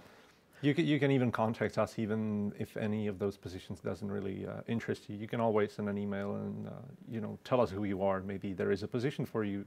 We just don't know about it yet. Absolutely, yeah. So make sure to look out for those. We are hiring and looking to expand our team. Why wouldn't you want to come work with the Snowman? I mean, the Snowman's the best worker here. Yeah, that's the best benefit. That is the best benefit of it all. Yeah, we absolutely love working with the Snowman. Yeah, he's at the gym every day. You can see the strong core. Look at those core. biceps. Look at those. Yeah, been working out. Look at it. Would you be able to hold your arms like this for 3 hours? I would not. No.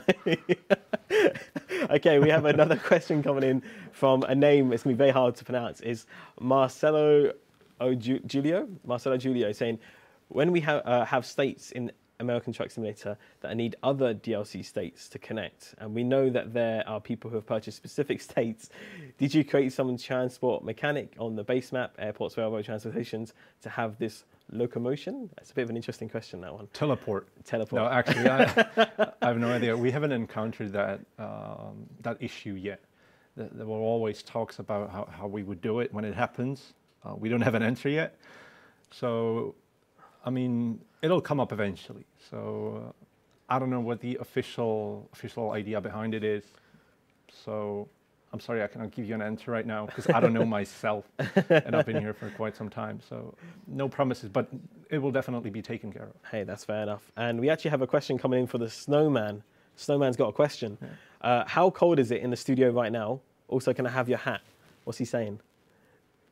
He says it's pretty hot, and the hat seems to be soldered on. So I don't think he will be happy if you come with clippers and take it off. Yeah, no, TF2 already asked for it. But why would you do that to him? He's happy as he is. Yeah, that's it. You wouldn't want to make him sad. So, yeah but absolutely. it's just cool enough. Not too hot, not too cold. Yeah, but he's still here. He's not melted yet. No, no. It's not that hot. It's not going to happen. No. I don't think it will happen, unfortunately. So, right, now we've had some questions coming from the community. I have a few questions for you, like we've asked our devs some earlier on. Okay. It's almost like a quick fire of Q&A, different questions. Wild West. That's it, exactly. Do you actually play video games in your free time? Like I said before, I used to play games a lot. We started on consoles like PlayStation 1 and NES, and eventually my main platform became a computer, PC, which stands to this day. I don't have any consoles, but the game that probably took most time out of my life was Counter-Strike Source. I used to play it a lot on multiplayer, and we had a great community there, a lot of friends, but as with every multiplayer game, the community kind of falls apart and people leave for job and work. That was about 10 years ago, so wow. It's quite some time. So that was a big chunk of my life. I still love FPSs to this day. Most notably, one of my favorite games of the last few years was Doom 2016. Fantastic It's game. incredible. The music there, it always blows my mind. I even listen to it on stereo in my car when I'm driving. And makes you feel epic, doesn't it? Yeah, it makes you feel worried about speeding tickets and as well. So you got to be careful. That's it, absolutely. But one of my most favorite games, even though I haven't played it as much as Counter-Strike, was The Binding of Isaac. I don't know if you're familiar. I've heard of that, yeah. Yeah, it's an incredible dungeon crawler from Edmund Macmillan. Incredible game. I played it for maybe 500, 600 hours in total. It was incredible. Just the replayability. I haven't played a game like that ever since. So I hope he keeps making games because he's a dedicated man. He released what do you call it? Like a board game as well, like some card game, and the game is just incredible. I spent so much time on that, and you keep replaying it again till you go numb, basically. So lately I haven't played many games. Working on a game 8 hours a day. I'm not that type of person who would come home and play, games for 6 more hours. I have other duties, and when I play a game, it's something a little bit more easygoing, casual. Like lately, I've been playing Slay the Spire, which is an indie game, card game. It's got interesting combat concept. It's single player, kind of easygoing. You can play it at your own pace. So I really like that a lot. The art style is pretty cool, and I think it's only created by 1 or 2 people. It's very indie. And I wanted to mention, recently I've enjoyed Overcooked a lot. Overcooked. It's such a fun little game. Yeah, we played that, and it was a lot of fun when you played in local co-op. Yeah, you get angry, but the satisfaction when you get those 3 stars, like you get the best rating, and you're like, oh, that was easy. And then the next level comes and it just hits you, and, and you're like, okay, here we go again. The grind begins again, and you become angry, and you skip the levels, and you're like, 1 star is enough. Just give me the next one. So I think those are the most notable games from the recent times that I've played. But I'm pretty open about any genre. Okay, actually. Nice. So good range of games there. Really cool. I play anything. How about our games though? In our spare time, do you play our games?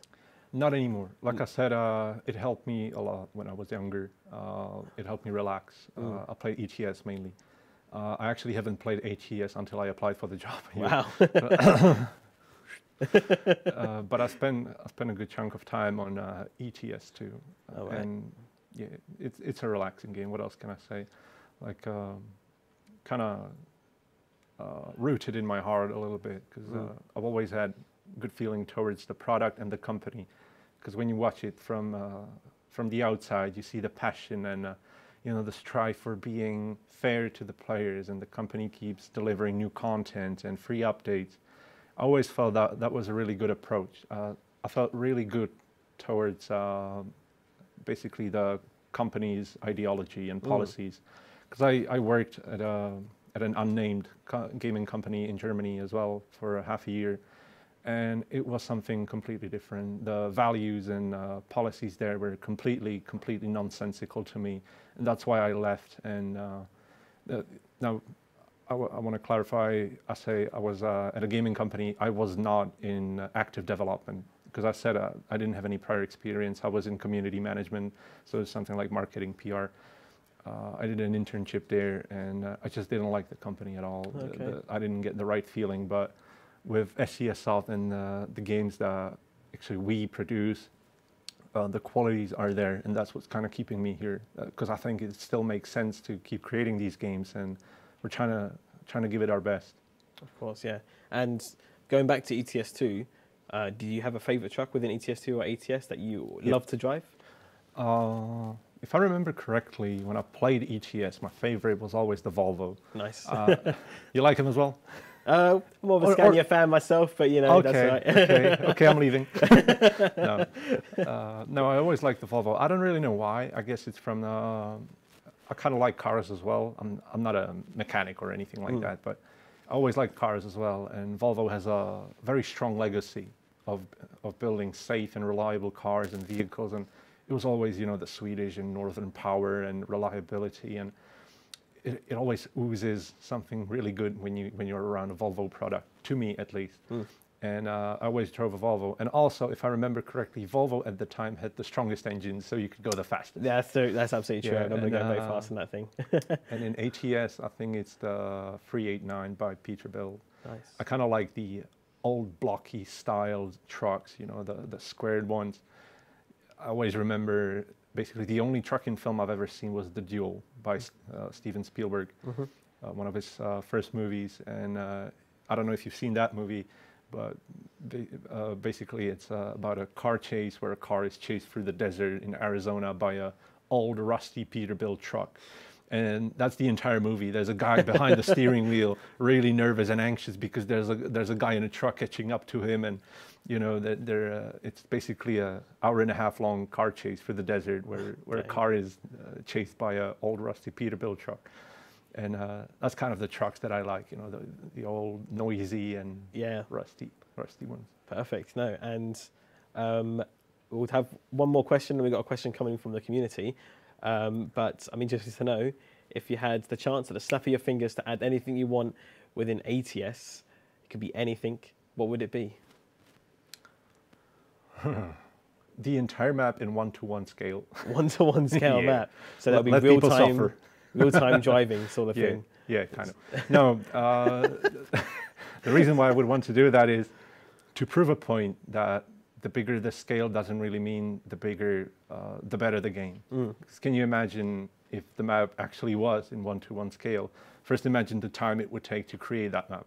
I think we would still be creating California by now. Yeah, absolutely. Second, you would never see West Coast if you started on the East Coast, basically. Or maybe a few masochists who like to spend a week traveling from one point to another would be able to experience that.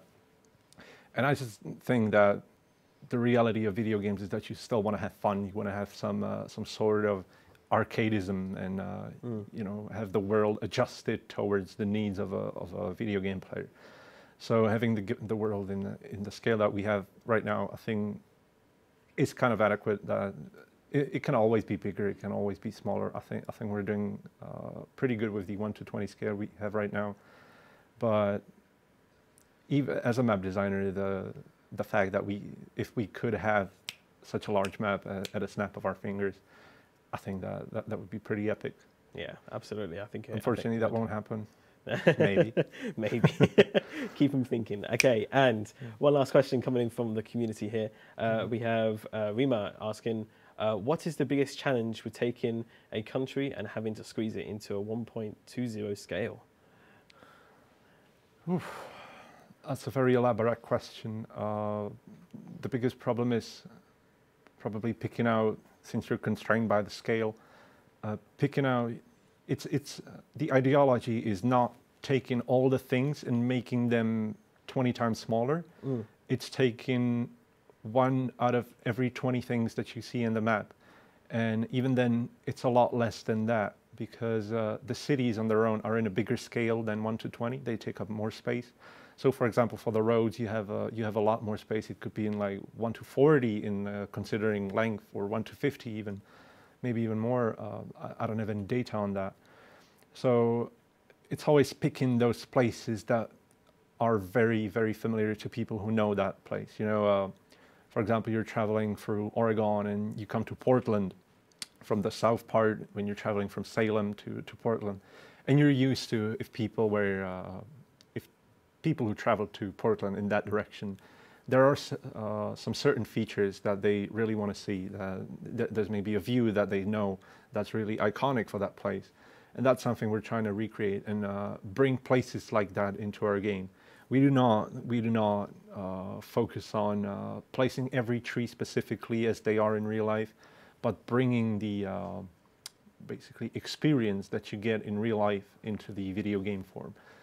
So picking these places is probably the hardest part. You know, you have to decide. You may have 100 places that you think are interesting, but it's our perception of USA, because, you know, we're based in Europe. We may not always get everything right, so we're trying to do it all with the best intentions as we can. But sometimes our fingers slip, and we may end up with something that didn't quite work out, and we try and go back to those places, like, for example, some junctions that we used to remake, and the truck stops and rest areas that we revisited over the time. So it's always a process of picking the right stuff that you have to feel. You have to feel that it will make sense to actually implement that city or that road or that truck stop. You also have to make the economy work, which is, you know, the refueling stations and where the player can sleep, or where the docks are distributed, where you can pick up cargoes and go from point A to point B. There's many factors that count into it, and I think that's for a stream on its own to talk about a topic like that. So I think I'll stop it right there. All right. No, thank you for your answer. That's all right. No, very detailed. He knows more. And just leave it on the end of the segment. Yep. Do you have a message for our community? What is your message for the community? Message for the community. Yeah. Tell the people. Yeah, I think what we can be proud of, as I said, I worked as a community manager at a different company, is that you guys, the community, are what drives us every day. Basically, I had the chance and opportunity to travel around Europe with our SCS sim trailer around Germany, UK, Poland, Czech Republic, and we got to meet the people. And I was really amazed by how passionate you guys are, and it's incredible. I don't think any other game or community is as passionate as you guys are. So please keep staying with us. We may take some time with some decisions, and we may not be the fastest in some departments, but it's just because we want to bring you the best products that we can, or the best updates that we can, provide you basically with the best experience. And that takes time, even though it might not be visible from the outside. There's a lot going on here. There's like Pavel said before, there's 150 people here right now. The company grew a lot, and the speed of producing the content might not be equal to the growth of the company, because people have to get accommodated. They have to learn the new processes and everything. So stay patient. We're trying to bring you the best that we can. We know it takes time, but quality takes time. So hopefully you'll stay with us. We love you guys. Wonderful. And does the SCS Snowman have anything to say for the community? I don't know. He says turn down the heat. All right, stay cool, Mr. Snowman. Yeah, well, thank you very much for joining us. Yeah, very my insightful, and no, thank you for sharing all the information and your story almost. Absolutely. In a sense up here to SCS. It's been a pleasure. No problem. Thank you so much. She's the story of the show, a star of the show. Absolutely. So if you are with us here, you are live with us here at twitch.tv/SCS Software on our Steam publisher page as well, SCS Software. We're talking to the devs, we're talking many different subjects, and we're also answering your questions as well. And there's still another segment to come. We'll be talking with Pavel Shabor, the CEO of SCS Software, where you can send in your questions, and he does like handling some of the tougher questions as well. So make sure if you do want to get those in, you send them in through our Twitch and our Steam as well. We have our lovely people standing by behind the scenes who are looking out for your questions. So make sure you do send them in now. And also make sure to go check out the Steam page. Go check out the wonderful sales that are happening there right now. Go check out the Cozy Cottage event that's happening, where you can also receive a random drop for in-game item, what looks like a Cozy Cottage gingerbread house, and as well as checking out all the sales, and as well, most importantly, the Steam Awards. If you think we deserve it, then go vote for us in the category of Most Fun with a Machine. Euro Truck Simulator 2 has been nominated for that. We're very, very excited for that. We're very, very excited. So thank you so much for all your support and your questions so far. We hope you're enjoying the stream. We're going to take another quick breather, but we'll be back with you very, very soon for more. So do stay tuned, and we'll see you guys in a little bit.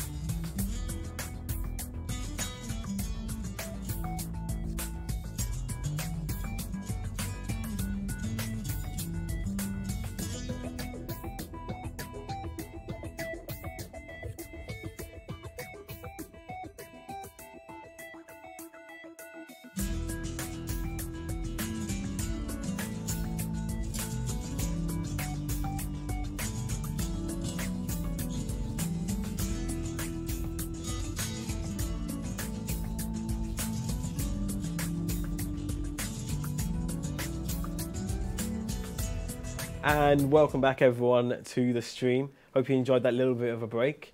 And if you're just joining us, welcome. We're having a little bit of a Q&A chat with the dev sort of session here at SCS Software, and we've been talking to lots of different people from our studio here, finding out lots of different fun things. So let's talk about all the things that are currently happening within our SCS Software, such as the community events that are happening, the Steam Awards, and we'll be talking a lot more about those as well. We're also now joined again in the studio with Pavel Shabor, and unfortunately the snowman has had to leave us. I'm the snowman now. But you're the snowman now. You're with us, so it's great to have you back again. Thank you for both joining us again, as you did at the start of the stream. So far, we've heard lots of great things about the community, about map design, the way things work here at SCS. We've had lots of fantastic questions coming so far. So if anyone does have any now further questions they would like to ask, then please do ask them in our Twitch chat. You can ask them at twitch.tv/SCS Software. We also have our stream as well going live on the Steam page. At our publisher page for SCS Software. We have our lovely people standing by taking your questions, and they'll be happy to put them up on screen for us to answer, and we look forward to answering them as well. We also have, as well as our blog, with all of our community details that are happening there, with all the big events that are happening. And speaking of, we have more on about the Steam Cozy Cottage. If maybe you would like to explain a little bit more, Pavel, about what's happening with the Steam process right now. Well, unlike you, I had the time to check the Steam page, what's happening there. First of all, sorry guys, it took a while for the discounts to propagate through the system. You must imagine that there is millions upon millions of people connected to the system, and there must be some kind of cloud infrastructure involved that has to sync up across the globe. So it looked like we didn't discount some of the DLC that we intended to discount. It took like 15 minutes for this to propagate through the system. But now it's as intended, so that thing is done. Who tried to buy our games. Yeah, I guess it wasn't just our problem. Many developers were probably kind of frustrated by this thing taking a while. Second, the Steam's winter sale event. It looks like it's like this calendar for kids with some windows that you can pop open with some cool stuff inside. It's not chocolate; it's some gaming stuff. We have contributed one of the items, and it's called Gingerbread House, I think so. Which is like one of the decorations that you can put into the truck cabin in your truck simulator. So yeah, this is one of the windows that you can open. Yeah, number one. And I don't know when or if already day one you can pop it out, and if it's random drop or if it's given for the day. But at some point, people who either play our game or just play the meta game on Steam Store should start unlocking our stuff and possibly put it into the game or put it on the market. So this thing will appear in the game regardless of what we do in our event, because we're running our own event in parallel, the Christmas deliveries. And these things kind of combine nicely with the theme. So many snowmans, obviously in the studio too, so many thematic things. So now we know what's happening, and now we know that we are actually truly listed as one of the nominees of the Steam Awards. So that's another topic that we want to bring back again and again, so that people don't remember to consider us with their vote. Absolutely, yeah, and it's such an exciting thing to be nominated again for a Steam Award. Of course, we already received 2 back in 2016, I believe it was, and I imagine that must have been such a fantastic feeling then. But now to be nominated again for it must be even really, really cool to know that hey, we're still here, we're still with it, you know. And I think that's something really special we can see. Yeah, I think that's all thanks to the community. Yeah. If I can come back to the event 2 years ago, the nominations 2 years ago, back then it was a total surprise because Valve wouldn't tell anybody. They would just, the nomination would just appear out of nowhere. And it was truly, nobody orchestrated it, no developer, no publisher had a chance to try to steer their community in any direction. So it was truly the comparison of the strength of the different fan communities. And fortunately, our community really shined and stepped in and showed their support. Well, this year we tried to prepare people for it. Obviously, all the other guys, all the other developers, publishers did their best too. So it's not just like struggle or like competition between the various communities. It's also like the struggle between the marketing departments, how you can message that you are cool, how you can engage your community. We are trying, of course, but the competition is really tough. I mean, there's so great games in our category as well as across the categories. So we are really happy to be where we are already. If we get even to the pedestal, then great. But the nomination, it counts absolutely. It's great. Absolutely. Thank you. Yeah, guys. no, thank you so much for everyone who actually voted for us during that time. And again, I can't express how amazing it does feel to have that little bit of a nomination. So, you feel a little bit of a part of it, and you're like, wow, this is really, really cool. So if you do want to get out there, vote for us, and you feel like that, we really deserve it, then go out there, vote for us. I think it's available now to go vote on the Steam page. And also we have this wonderful little blog that's gone up on our blog post as well at blog.scssoft.com. And you can find out all the details there on how we can vote together for ETS2 to win for the category for the most fun with a machine. And we have our mascot there. I think his name is Trucker Sam, is it? Yeah, he's Trucker Sam. It's Trucker Sam. This is the figure that we use repeatedly more and more in our campaigns, because it's this old wise guy who knows the world already. Absolutely. Yeah, you can see that he's got some wisdom in him, and that he's done a lot of trucking, and that he knows best. So you should definitely. He really wants to talk to you. That's it. He's pointing right at you. You should do it. He's talking to you guys. He's not pointing towards us. Exactly. So yeah, go check that out, and you can also follow that on all our social media platforms as well. We're on Twitter, we're on Facebook. You know where to find us on there. Wonderful. So we're asking you to send in all your questions that you want to have answered. We've already got a couple coming through. I think we might just jump onto a couple of those if that's okay. We have one coming in from on Twitch from Prime Jacko Saw, who says, is there any plans for a Tobii eye tracker support? So I'm guessing it's to do with movement within the games. Well, actually, we had a couple of visits from Tobii already over the past year, as they want to push their cool stuff, of course, and they want to help developers implement the support. They actually have some elementary support for Tobii for both ATS and ETS2, but it's promising but not quite perfect.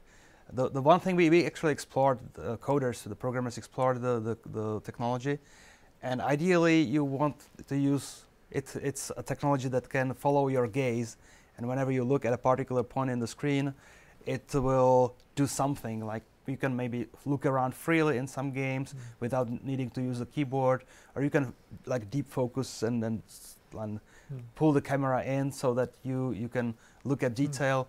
It depends on the context of the game. In our context, in our game, it would be great if you look at the edge of the screen where there is the mirror, then you look into the mirror in closer detail. Or if you look towards the right of the screen, the camera will pan right, and eventually if you look at the mirror there, you would once again look closer to it. Like it should emulate your eye focus depending on where you look.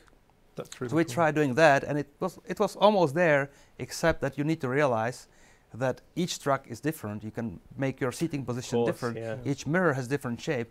So it was almost right, but not always, not for every truck, but for every position. If we just implemented it sort of like brute force, like the same way.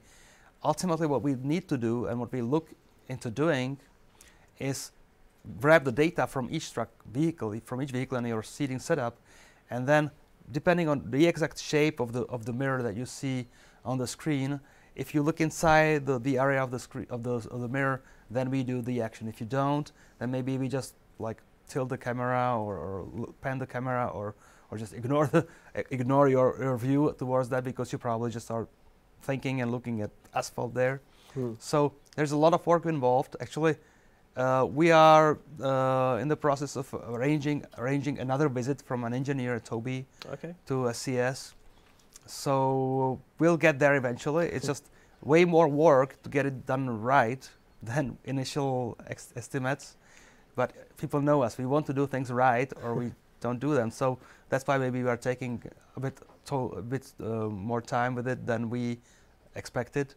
But we try hard. We want it. It's cool. It's great tech. It's coming standard equipped with some of the notebook lines. It's coming standard with some of the screens technology. So it's a part of the ecosystem of the gaming peripheries now. So we'll get there too. Wonderful. So lots of work behind the scenes, and it's really cool to say. I didn't realize that actually involving it actually as a standard in some of the games. So it's really cool to see how game technology is advancing that little bit more to kind of help the players become immersed into their environment, which I think is really, really cool. And speaking of different environments and systems, we have a question coming in. Someone's actually asking about the DirectX 11 update. Are they wondering if there's going to be lighting systems or new particle systems, is there going to be graphics options, if that's going to be anything for the future? Well, people know, and quite often some people complain that we are still using DirectX 9, while there were three more versions since then. We started the game way back when compatibility with Windows XP was still crucial, and actually we have been working on progress on new features in the rendering technology ever since. It's like the game is not the same as it was 1 year ago. The glue that makes the API, the stuff that communicates the game commands to the hardware in the card, is being changed. We will have DirectX 11 as a kind of milestone towards the even newer technologies, and it should be happening next year finally, after like repeated promises or hints or suggestions. It is happening, as the support for Windows XP is actually being dropped by both Microsoft as well as Nvidia, as well as various gaming companies. The time is XP is on the chopping block, so we will be switching to. Initially, it may affect performance, let's say, hopefully in a positive way, because some things there are done simpler or have more like a lightweight, less overhead involved in some of those rendering operations. So we will aim for feature parity, hopefully with some performance benefits. And then it will also unlock some of the things like compute, which is like this magical whole screen operations on buffers, allowing for some cool effects, done cheaper than if you do it through the pixel shaders. So there will be, starting from that point, we'll be adding features. It's not like our game will suddenly become all chrome and shine and crazy glaze, but it will be simpler to do some of those things. Absolutely. That's the plan. Still, DirectX 11 is just like really a milestone along the way. Ultimately, a big part of the gaming industry is moving towards Vulkan, which is yet another concept, yet another generation API that is way more flexible and that puts even like more responsibility on the developers to get it done right, to manage the memory and manage the buffers and everything. It's not so much babysitting there, and we have a lot of that infrastructure coming into place in our like deep down in the engine.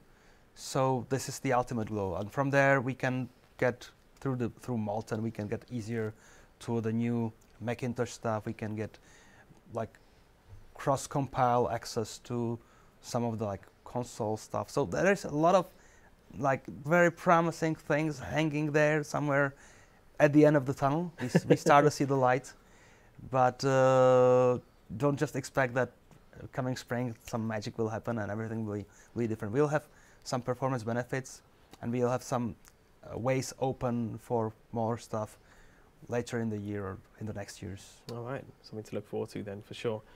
We have a question coming in from the Joker. I'm not sure if it's the real one or not, if he's wearing his Joker makeup or anything like that. But he's asking, which I know a lot of people are asking about, and as well as the next upcoming question is asking, when is coming Turkey map? Is that something? Well, truth is, a part of Turkey is also in Europe, so ultimately we should think about going that direction. So far, we are not yet giving any commitments. We're not. We may be giving some hints. Possibly tomorrow's stream is supposed to be a little goofier, and we may be giving some hints and winks about where we are going next. Of course, we know that we have a ton of players in Turkey. It's for some reason the community is huge. Massive, yeah. And we will think about them. It's always a question of time only. The same is true for people from Iberia. The same is true that we now made happy at least a few people in Russia, where there's a huge player community too. So be patient. Your time will come for sure. We may not be covering all of it. Like, I mean, Anatolia is of course a part of Asia already, but now things look like good for the folks who are not covered yet. We will be expanding Europe for sure. The guys in America will be expanding the North American coverage too. So as we are adding more map designers, adding more developers into the team, eventually those, engines will start revving up, and we'll be producing more content. Yeah. Absolutely, yeah. Patience is golden, as they say sometimes. Yeah. So a lot to look forward to. And as Pavel mentioned, we do have a stream that is happening tomorrow. So look out on our social media. You'll find out all the details there, and we might have a little bit more towards the end of the stream for you. But it's going to be more of a Christmas stream, a bit more of a little bit more fun, just kind of to end the year out. The snowman will be back. The snowman will be back. He will be back. That's something to look forward to for sure. And also maybe along the way there might be a few little things that you might be interested in. So definitely worth tuning in tomorrow for our stream. Yeah, we even have some presents for the people watching. So yeah, absolutely. Yeah, there are going to be gifts given out, maybe from the snowman himself. And there is also maybe going to be some opportunities to win some codes and such as well. So do definitely be tuned in for that tomorrow. We will be back for that. But going on to some more questions from the community. This is a question that we've heard a lot, and we see it repeated a lot and everything like that. And I think we mentioned it also in the previous streams. But just to repeat it through again, when is the Man 6 and the Renault T? Is that on the way, or when does that come in, or is there any news on that? Live stuff. People know, and we have actually shown some images from development of these trucks over a couple of years already. They are in advanced stage of development. They are in advanced stage of verification with the partners, with the industry partners. So hopefully the stars will align early next year for us to give you a good progress report, or even more. We are almost done there. It's just some things that still need to fall in place for us to be able to release the vehicles. We were hoping that at least one of them, or possibly both of them, will already appear this year. Time is running out, but next year is the time when we finally will put some new vehicles into Eurotruck, as well as into American Truck. The vehicle team is very busy now, working on so much stuff. Yeah. So good news, we finally have great reference materials for new vehicles to work with, and we are working really hard on expanding the vehicle fleet. Awesome. I'm really looking forward to that. I think that's something everyone has always been thinking about, and it's always been on their minds. We've seen it a lot, but again, good things come to those who wait, and I'm sure this is going to be great. People are going to be very happy once it does happen. I think they'll be very happy with the work. Now getting into more of the nitty-gritty questions, we've got some people who really love playing the games and getting into like the details of things. Some people are asking, is there a possibility when we can open windows and get out of trucks? If you buy a real one, you can. Well, it sounds like something trivial. It is trivial at the first look. We were actually quite troubled there with the way our sound is implemented, because at the moment we have two sets of sound effects employed by the game. One is for the interior sounds, the other is for the exterior sounds, and we play one or the other set. So whenever your engine is a particular configuration and you are stepping on the pedal and employing a motor brake or jake brake or something, and all these effects combined together, we are mixing them differently when you are inside the cabin and differently when you are outside. Actually, we are mixing two different sets really. So if we were to switch, we can switch like in a moment and like immediately from one to the other. If you switch the camera view, then we just put things in motion, basically have a second set of effects loaded and switch to it. But if you were to open the window just a little bit and more, we should have support for a gradual change. And that's very difficult when you play two different sound sets, and they are not 100% in sync. There would always be some discrepancy, and we just couldn't pull this off like normally. So what we have been waiting all those years is an update of the sound system that would allow for it. Things are in motion now. We are working on a new sound system that will be way more flexible, that will allow for post-process effects on the various SFX that are a basis of all this, what you hear. So This will allow us to add not just opening windows where the sound would gradually change. This will also allow us to manipulate with the sounds more, like if you're in a tunnel, probably you wouldn't hear that you are in a tunnel, or if there is an open field that you drive through, it's very different than if you are driving through the forest. So the next step is more sound fidelity, more sound simulation that we should be looking into next year. I'm not yet promising any particular number of an update where these things will appear, but we have this insight in mind.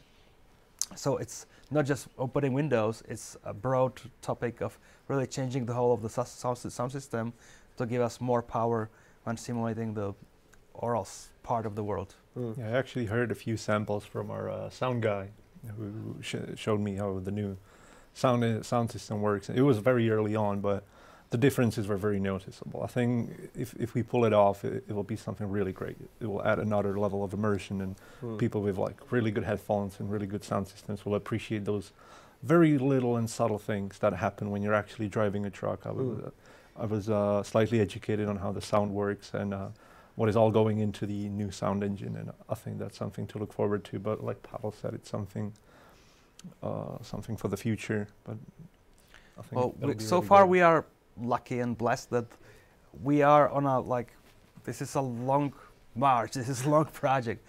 We don't need to optimize our processes to just hit the next quarter like the big publishers and release the game and be done with it. We can have some things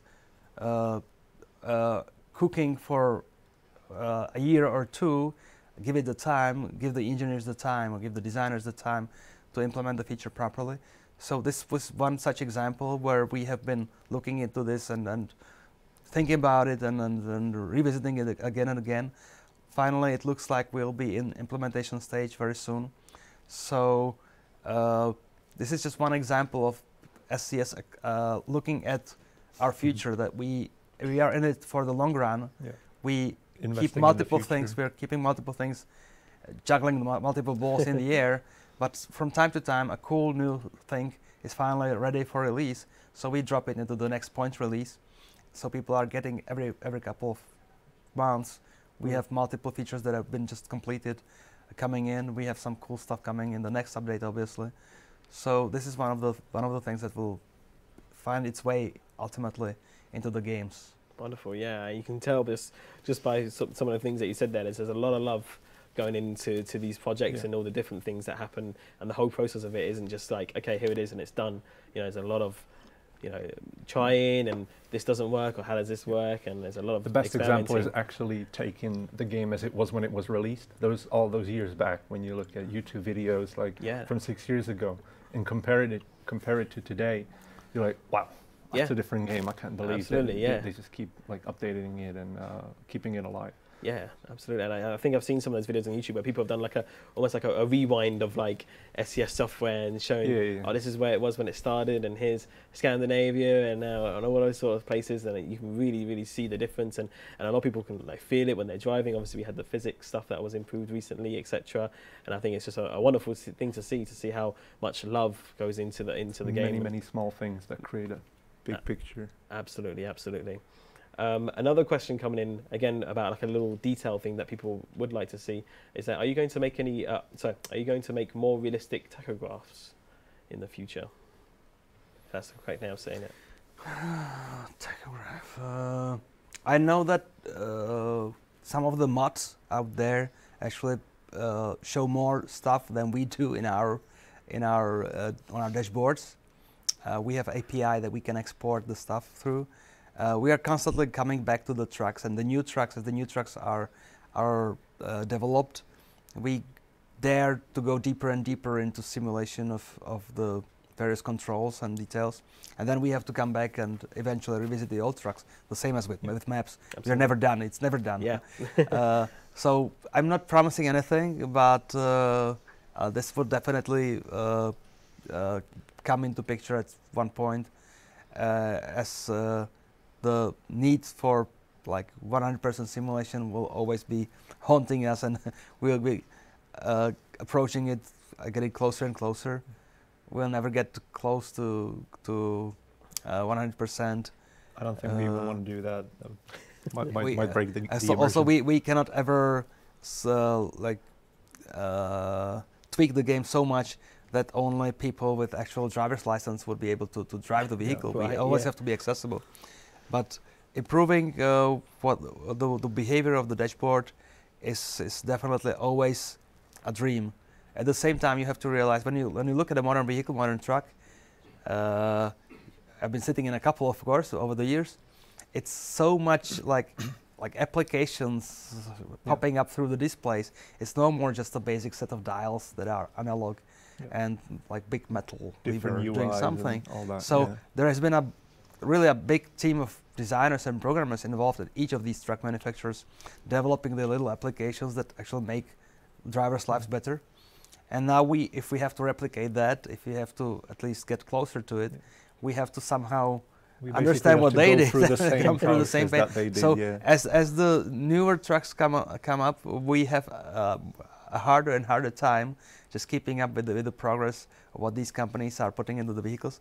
So it's always good that we have more and more access to reference materials. We are more involved with the community that sometimes is helping us out, allowing us into their vehicles. Yeah. And it's just a question of having enough bandwidth, development bandwidth, for us to implement all these cool toys.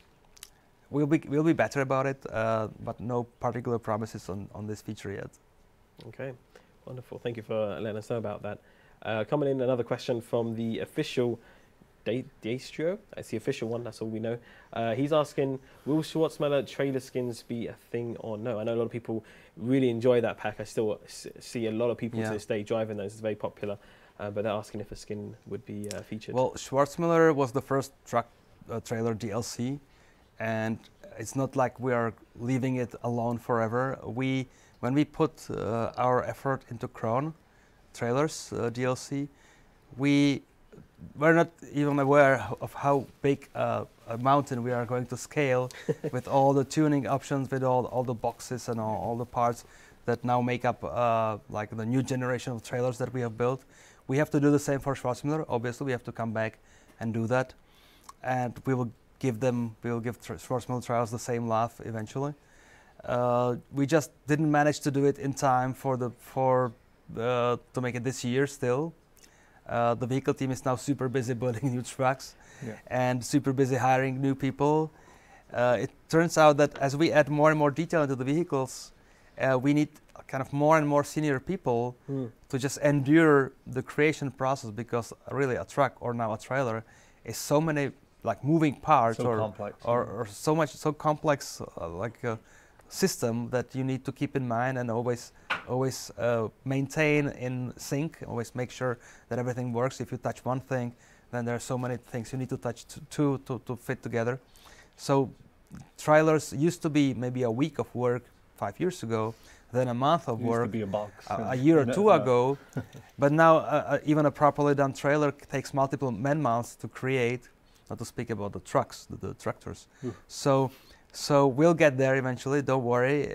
We are aware that people are complaining that we introduced some new features and they are not available for all the trucks in the fleet, on all the trailers in the fleet. But we'll get there, we are not forgetting them. All right, wonderful. Another question coming in, this one's about the Baltics, saying, is it yet decided yet if Baltics will be available to buy for legacy offline users or only via free methods? Eventually the big DLC in Euro Truck 2 do become available in the so-called legacy version. We also call it retail version sometimes, because it's how it originated for the boxes that were not tethered to Steam. We take a while because these updates are propagated differently. They are not easily pulled from Steam Cloud. They need to be seeded differently. But eventually, I think the Baltic DLC will also be available outside of Steam. We always say that maybe this is going to be the last one, because we managed to move people over to Steam, where we can do all the various stuff, supporting the smaller DLCs, inventory items, cloud saves. Ultimately, we'll be offering even more features that take advantage of Steam's infrastructure. It's not like we want to punish people who want to stay outside of Steam. It's just that there is so much going into a modern game, so much infrastructure that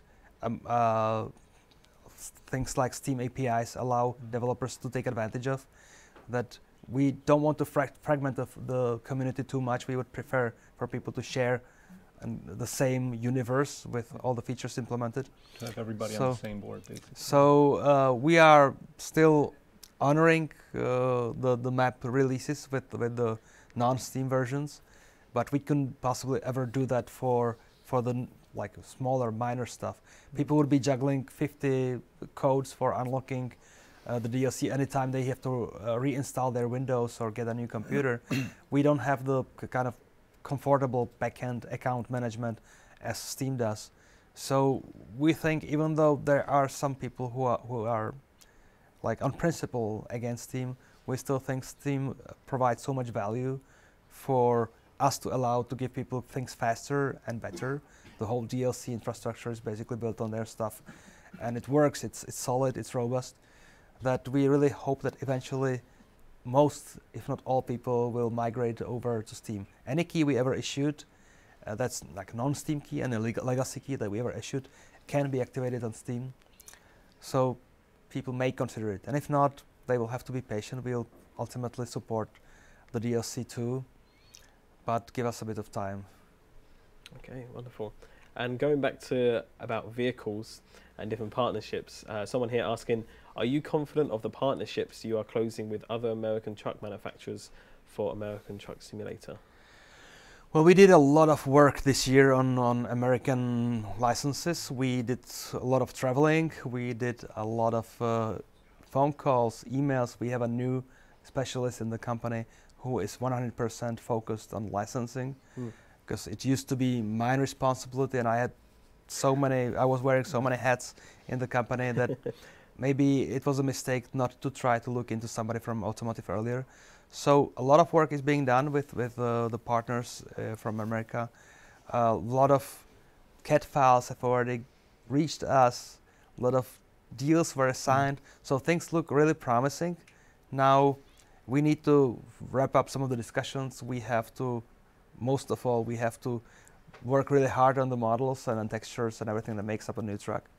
But next year, people should see some really nice fruits of this cooperation. So finally, we can be very bullish and confident about it.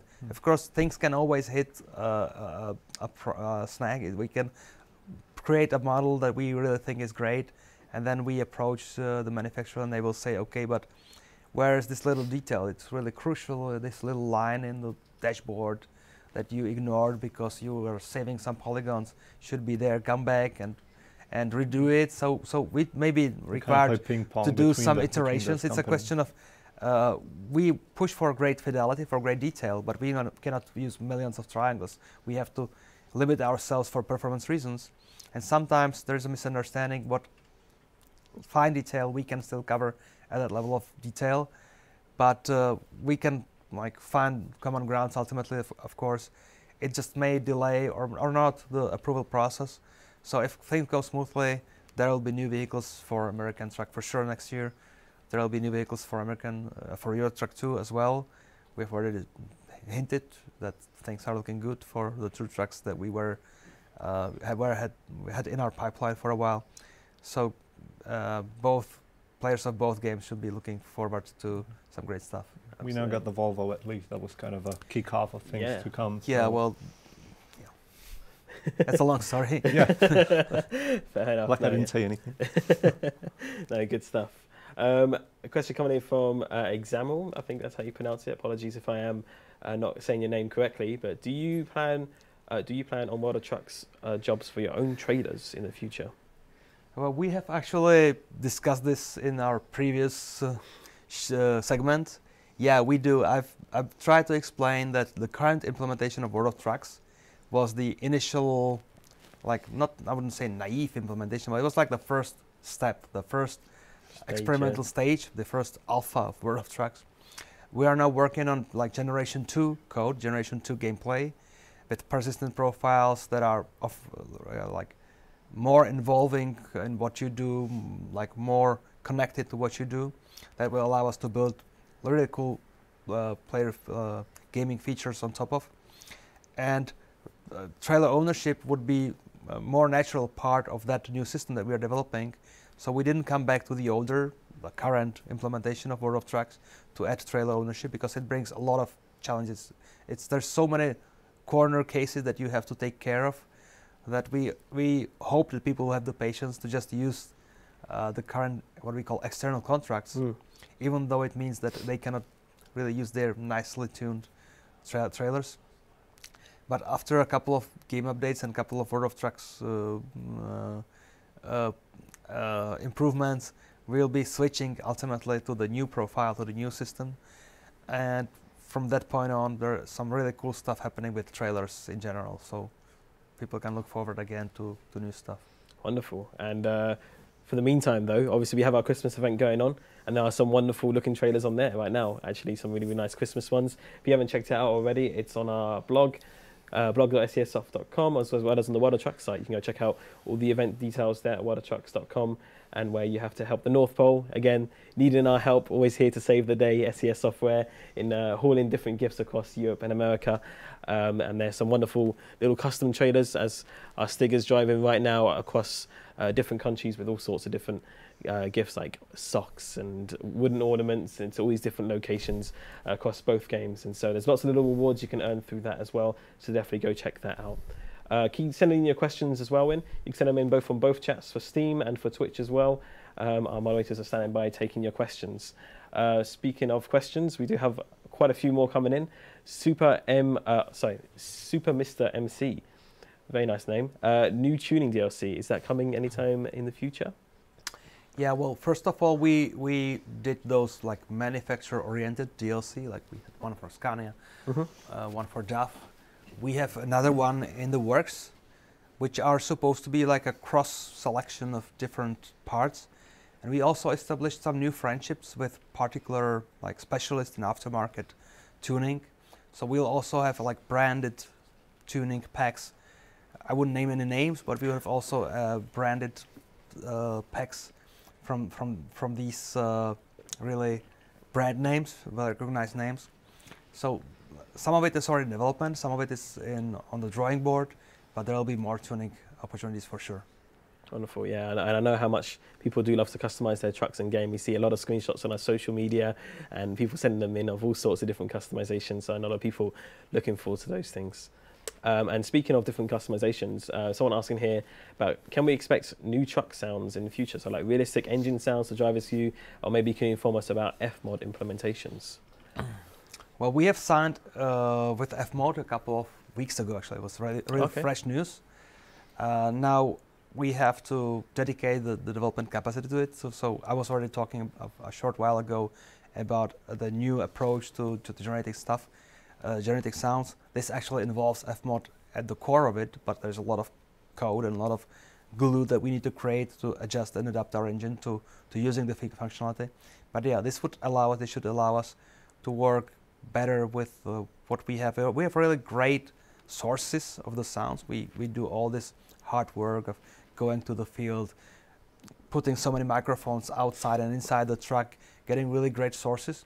Now we'll have way more power to use them, like combine them better. So we're looking forward to it. But I repeat myself again. If you give us enough time, we'll bring it to you, and then we'll implement new cool stuff regarding sound as well. All right, nice. Another question that was very similar to previous ones. Someone's asking about the possibility of seeing a Ford F-Max in the game. Is that a company that's been talked about before? We have actually become, we have started dialogue with Ford, because they are with new on European market with this, and they want to succeed. So far, there's this big established 7 of established brands around Central Europe. There are some more, like in Russia there is KAMAZ, but we know about more brands that are a part of the big picture. Ford is now going strong to bring their new vehicle. So the discussions have started. We'll see where it takes us. no promises yet. Of course, yeah. There's a lot of it. Obviously, the truck range is always going more and more every year. We're always seeing different variations and a lot more. And I imagine it must be so hard to keep up sometimes with the amount of things that are changing. We may be facing for a few years we were facing a problem of we were dry and no new licenses were coming. We were quite frustrated, honestly, that even though we tried to always pitch the game as a great promotional vehicle for the brands, we were not getting enough people listening to us and understanding what we were trying to say. This year we got, and the previous 2 years, we got way more active. We started traveling the world, we started showing the game more. We got into this stage ultimately through growing of the company and allowing ourselves to dedicate a bunch of people to this hard work.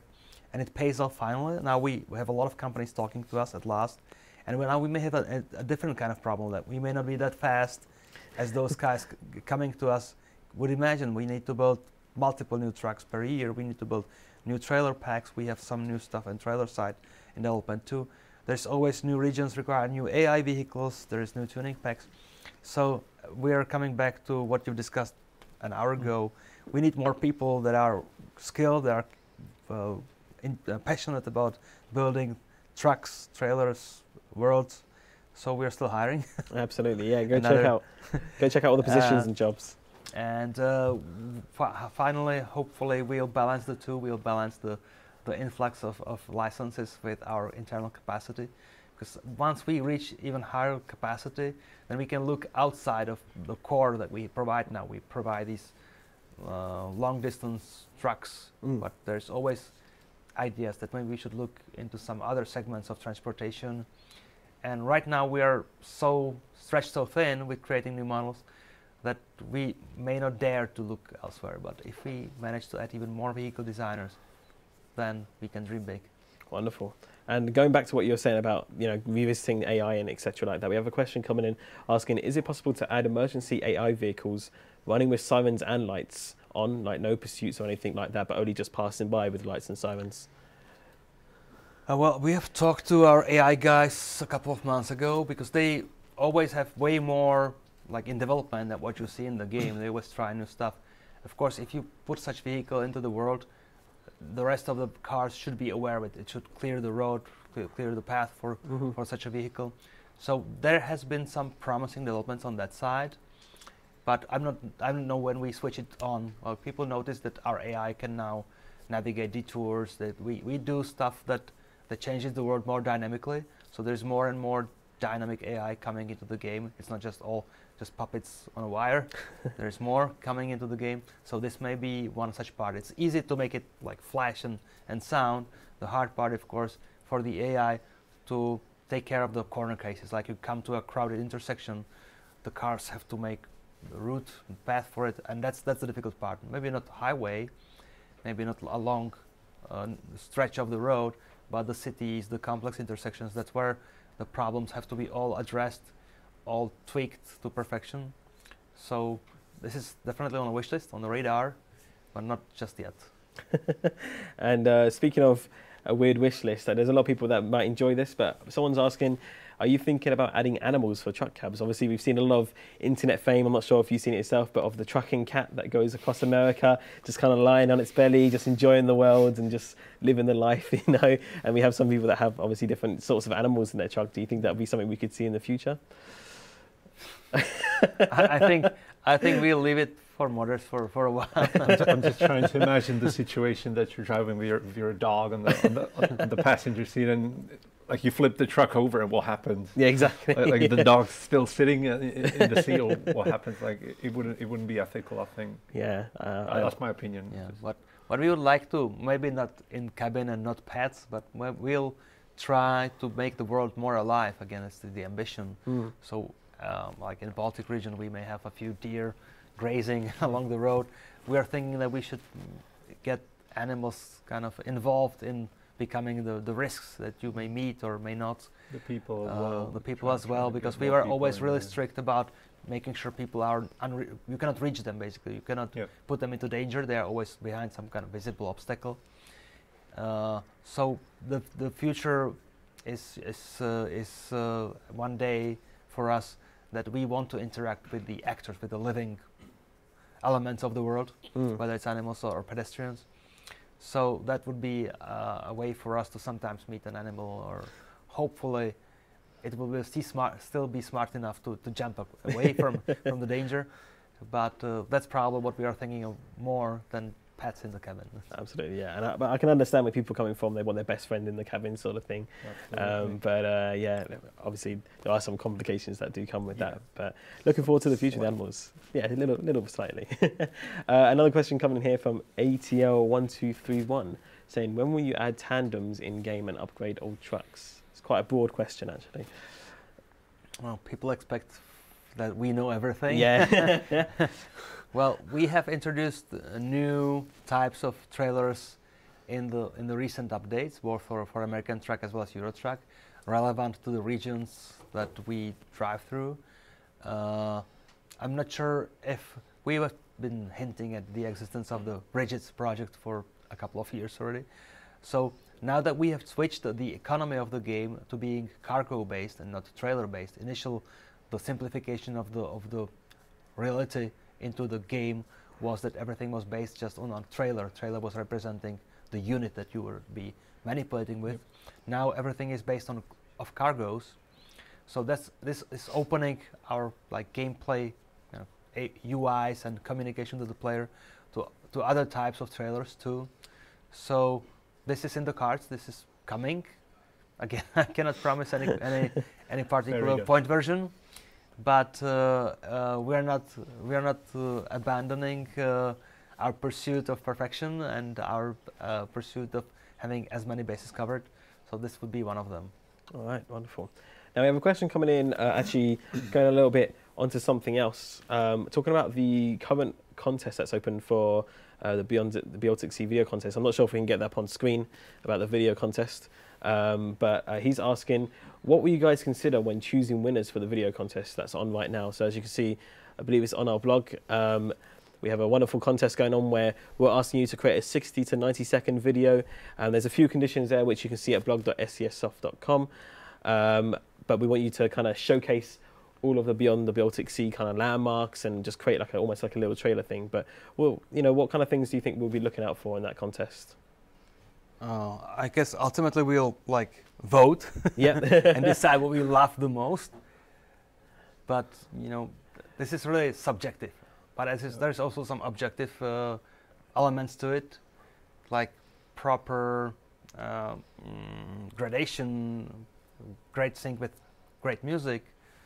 Not to burden the person. Of the video, basically. Not to burden the person with too many weird cuts, or maybe it may be right or it may be wrong, of course, and it's so many things. But I've seen some of the early entries, and it looked like the person didn't have the patience to build up kind of the story or put so much intro screens into this 90-second segment that before you start seeing something really cool, you see all these logos and everything. So if you look at professional videos, they will focus on some idea or some emotion. Usually when you talk about a game about trucks and a game about environment, you should have both in a proper mix. We have seen videos that just concentrate on the countryside, but you don't see any vehicles through the video, which is not if you really think that this should emulate what our video team would pursue, then we need to combine the cool angles at the vehicles and the world, and be creative about it. So there can be so many creative ways to create a video. We have seen some really great samples so far, and hopefully more are coming. But you just have to make it so that people like it, so that people love it. That's the only criteria.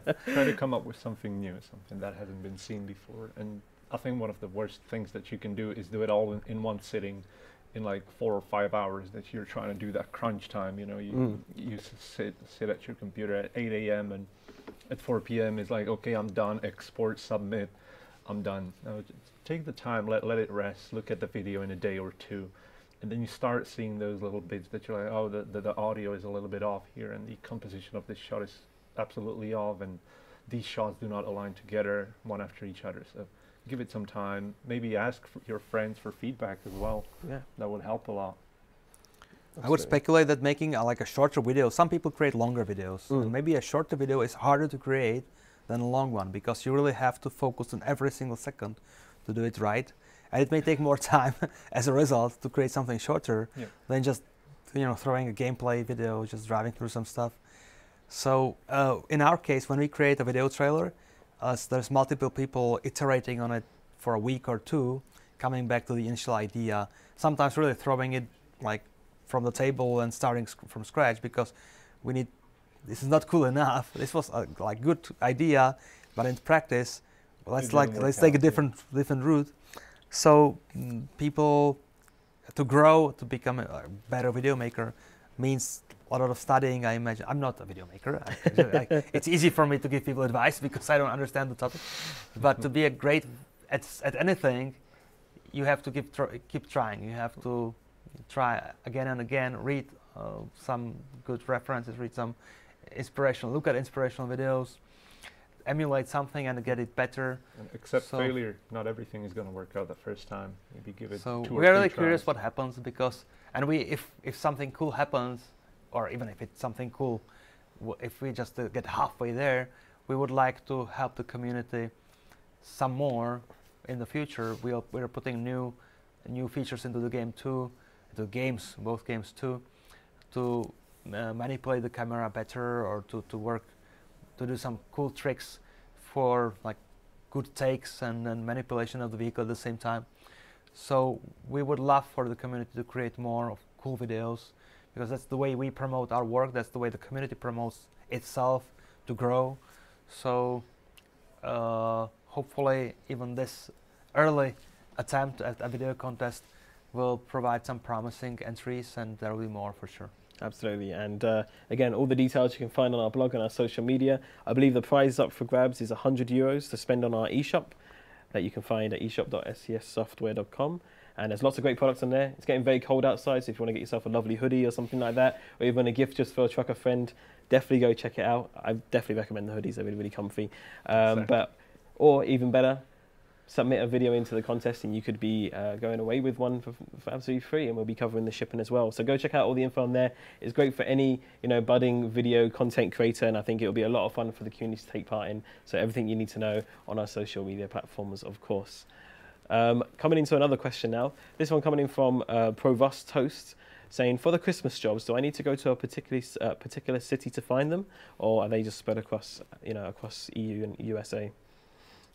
Well, as far as I know, the lore of the event, the story that we developed, so that it's kind of tongue-in-cheek, but it's theirs. We need to give people a reason to do all this work.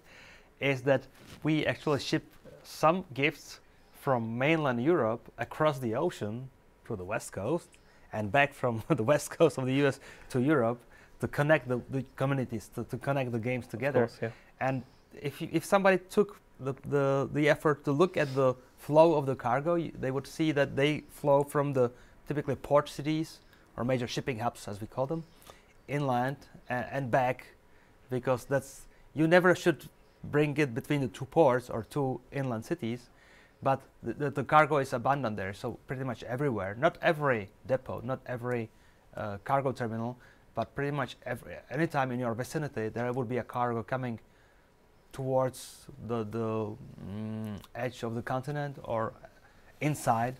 So you just have to bump into the type of cargo. It's not about the location as much as like take focus on the cargoes, and they will guide you to where they are. Because there's 6 or 8. How many cargoes we have? I think there's 10 different cargoes. 10 different cargoes. Yeah. Okay. The guys try hard. we wanted variety. We wanted for people not to be the same. So this is like a visual variety of the trailers, and at least the cargoes are named differently. So focus on the cargo, and this will guide you for the destinations and the starts of the jobs. Absolutely. I remember you can use, because it has to be an external contract with the Christmas cargoes, you can use the search function that's in there. You can actually search the word Christmas. I believe all the cargoes have the word Christmas in them, so you should be able to find them pretty easily through there in those areas as well. So if you're having a bit of trouble finding them, there's a good little tip there. Another question, we kind of had this touched on this a little bit earlier, but Gadanji asking, will you make pedestrians cross the road, so across those zebra crossings that we see in cities and such? I think that comes back to the question that was already answered. Yeah. That we're trying to make the worlds a little bit more alive. But as it was said already, we're trying to hide. If we have any animals or pedestrians in the world, we have to basically hide them behind visible objects or even invisible walls sometimes, because we're a game accessible to everybody. We're not GTA, you know. We do not want to encourage people to do illegal activity in that regard, and letting people, you know, across the road, like walking, regular pedestrians, we would somehow have to ensure that the player would never come into contact with them, or there was a system that would prevent you from doing that by, I don't know, penalizing you like a lot, or, you know, something like that. And from a point of view as a map designer, I cannot see how we would do that retrospectively right now.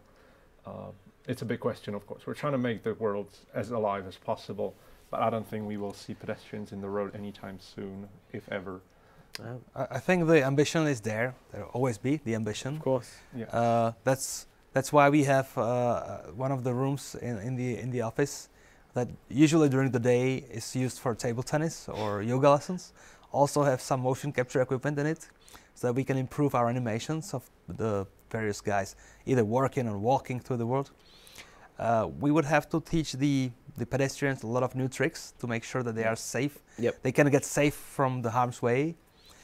What we want to see absolutely the least is a YouTuber harassing our pedestrians and running over them. That would be a problem for our age rating. Yeah. And that's a very sensitive thing, especially with the industry partners involved, that they Yeah. want to make sure that our game is absolutely without any like nasty stuff, any controversial stuff.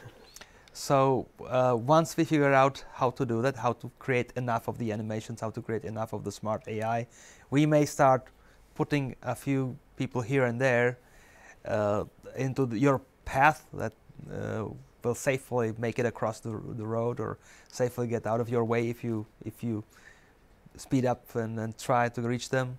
But that's a long road. That's not like the next update or two. Of course, yeah. And speaking of other little bits of realism, obviously we touched a little bit earlier about talking about community events, and we talked about Operation Big Sur. Obviously that was based on a real life event, and that was a very popular thing. A lot of people really enjoyed how that worked out. And we have a question coming in here from Fours 311 saying, will the Genova Bridge be closed down? Because I believe that's also having had something happen in real life as well, and I want to see if that will translate into the game as well. When the disaster happened, we were approached by quite a lot of people suggesting that we should do something about it, and we were thinking, is it really ethical to kind of bring such a painful disaster that many people perished, and just make it into an event, or make it into some kind of it? For some people it may be interesting to reflect what's happening in the real world, but this was really a painful moment that we didn't want to just hurry and take advantage of. We would be like vultures parasiting on something that's touched a lot of people. So we opted not to change the game to reflect on the disaster. Of course, when the new bridge is going to appear, we may look into it and see how to promote the new stuff, the new chance of the city. New bridge, But for now, we just didn't want to take advantage of this disaster. yeah. We don't want to profit on events like that. Of course, that yeah. had such a result. So. Yeah, absolutely. And going on to our last question, because time has gone very, very fast here at the stream. Coming in from Typicar65, asking, do you feel comfortable with teasing info on the next map DLC? Maybe drop info about it on tomorrow's stream. Well, we have some ideas for tomorrow's stream where we will give clues and maybe red herrings too, but we'll try to tease people with some new stuff. Obviously, new stuff is happening. So we'll be unpacking some interesting presents, gifts. Some of those gifts will be for the people watching. Some of those gifts will be for us. Some of those gifts will be the hints. And we will everybody should have fun, and everybody should come with some speculation and theories, and that's cool because we have topics to go over the forums or Twitter or somewhere. Some people will see through it and make guess right. Some people may be totally wrong. We'll see. Anyway, early next year we will start confirming and revealing. People know that we try always to build up the expectations, the anticipations over time. So there will be time for some real confirmations and real teasing next year. This year, though, we want our just released stuff in the previous weeks and months to be the star of the show. We want them to sync with the people. So we'll be focusing on showing, or we have been focusing on showing the current stuff. Next year, there will be time to start talking about what the map designers are doing, what the vehicle designers are doing. And for tomorrow, we'll be hinting. All right, wonderful. Well, we've got a lot to look forward to then. Thank you so much for joining us for today's stream. It's been wonderful having you both, and as well as all the previous that came before us, including the SCS Snowman. Always a pleasure to have him around as well. And you can find out all about tomorrow's stream with us all across our social media. Obviously, it's something to look forward to. We're going to have a little bit of fun with it. It's going to be a bit Christmassy. It's going to be a little bit of fun and also a few teasers and opportunities to win some different things from us as well. So we have a lot to that to look forward to. Thank you so much for joining us today. It's been wonderful having you with us. Just remember that we still have loads of things happening here at SCS Software. Of course, we have the Cozy Cottage event happening with Steam, where you can receive a random drop for an in-game item from us. It'll be completely random, but it'll be an advent calendar type thing. We have the Steam sale happening right now, so if you're looking for some great discounts or just to add to your collection or some things that are missing, then definitely go check that out on the Steam page. You'll find lots of things there from us. And you can also go check out our current events and competitions. As we've mentioned, we have the Christmas event happening right now where you can ship cargoes across from the USA and also on ETS2 as well, and where you can earn some personal contribution gifts and awards for you to earn for your cab, and as well as some community awards maybe as well in the future. You have to look out for that. And as well as our Beyond the Baltic video contests, where if you make a little 60 to 90 second Beyond the Baltic Sea trailer, then you could be in with winning €100 for the SCS Software store, as well as shipping covered. And with all that happening, it's a very busy time of year, but it's been wonderful having you, and we hope we can see you again tomorrow for even more fun. But if we don't see you, have yourselves a festive holiday, a Merry Christmas, or however you want to celebrate it, and we'll see you again soon. So from all of us in the studio, it's been an absolute pleasure. I don't know if you guys have anything else you'd like to say for the end here? Well, you're talking so fast. I'm sorry. I apologize. And say so much that I think you said it all. Okay. Thank you guys. Thanks a lot. Thanks for your support. Thanks for voting for us in the Steam Awards. Yes. Thanks for considering the things we do. And we'll see each other tomorrow with the Snowman again. Absolutely, yeah. Lots to looking forward forward to. Stay with us. Stay awesome. Absolutely, yeah. Thank you. And make sure to go vote for those Steam Awards as well. Have a wonderful evening, and we'll see you again tomorrow from all of us here. Goodbye, everyone. Bye. Bye-bye.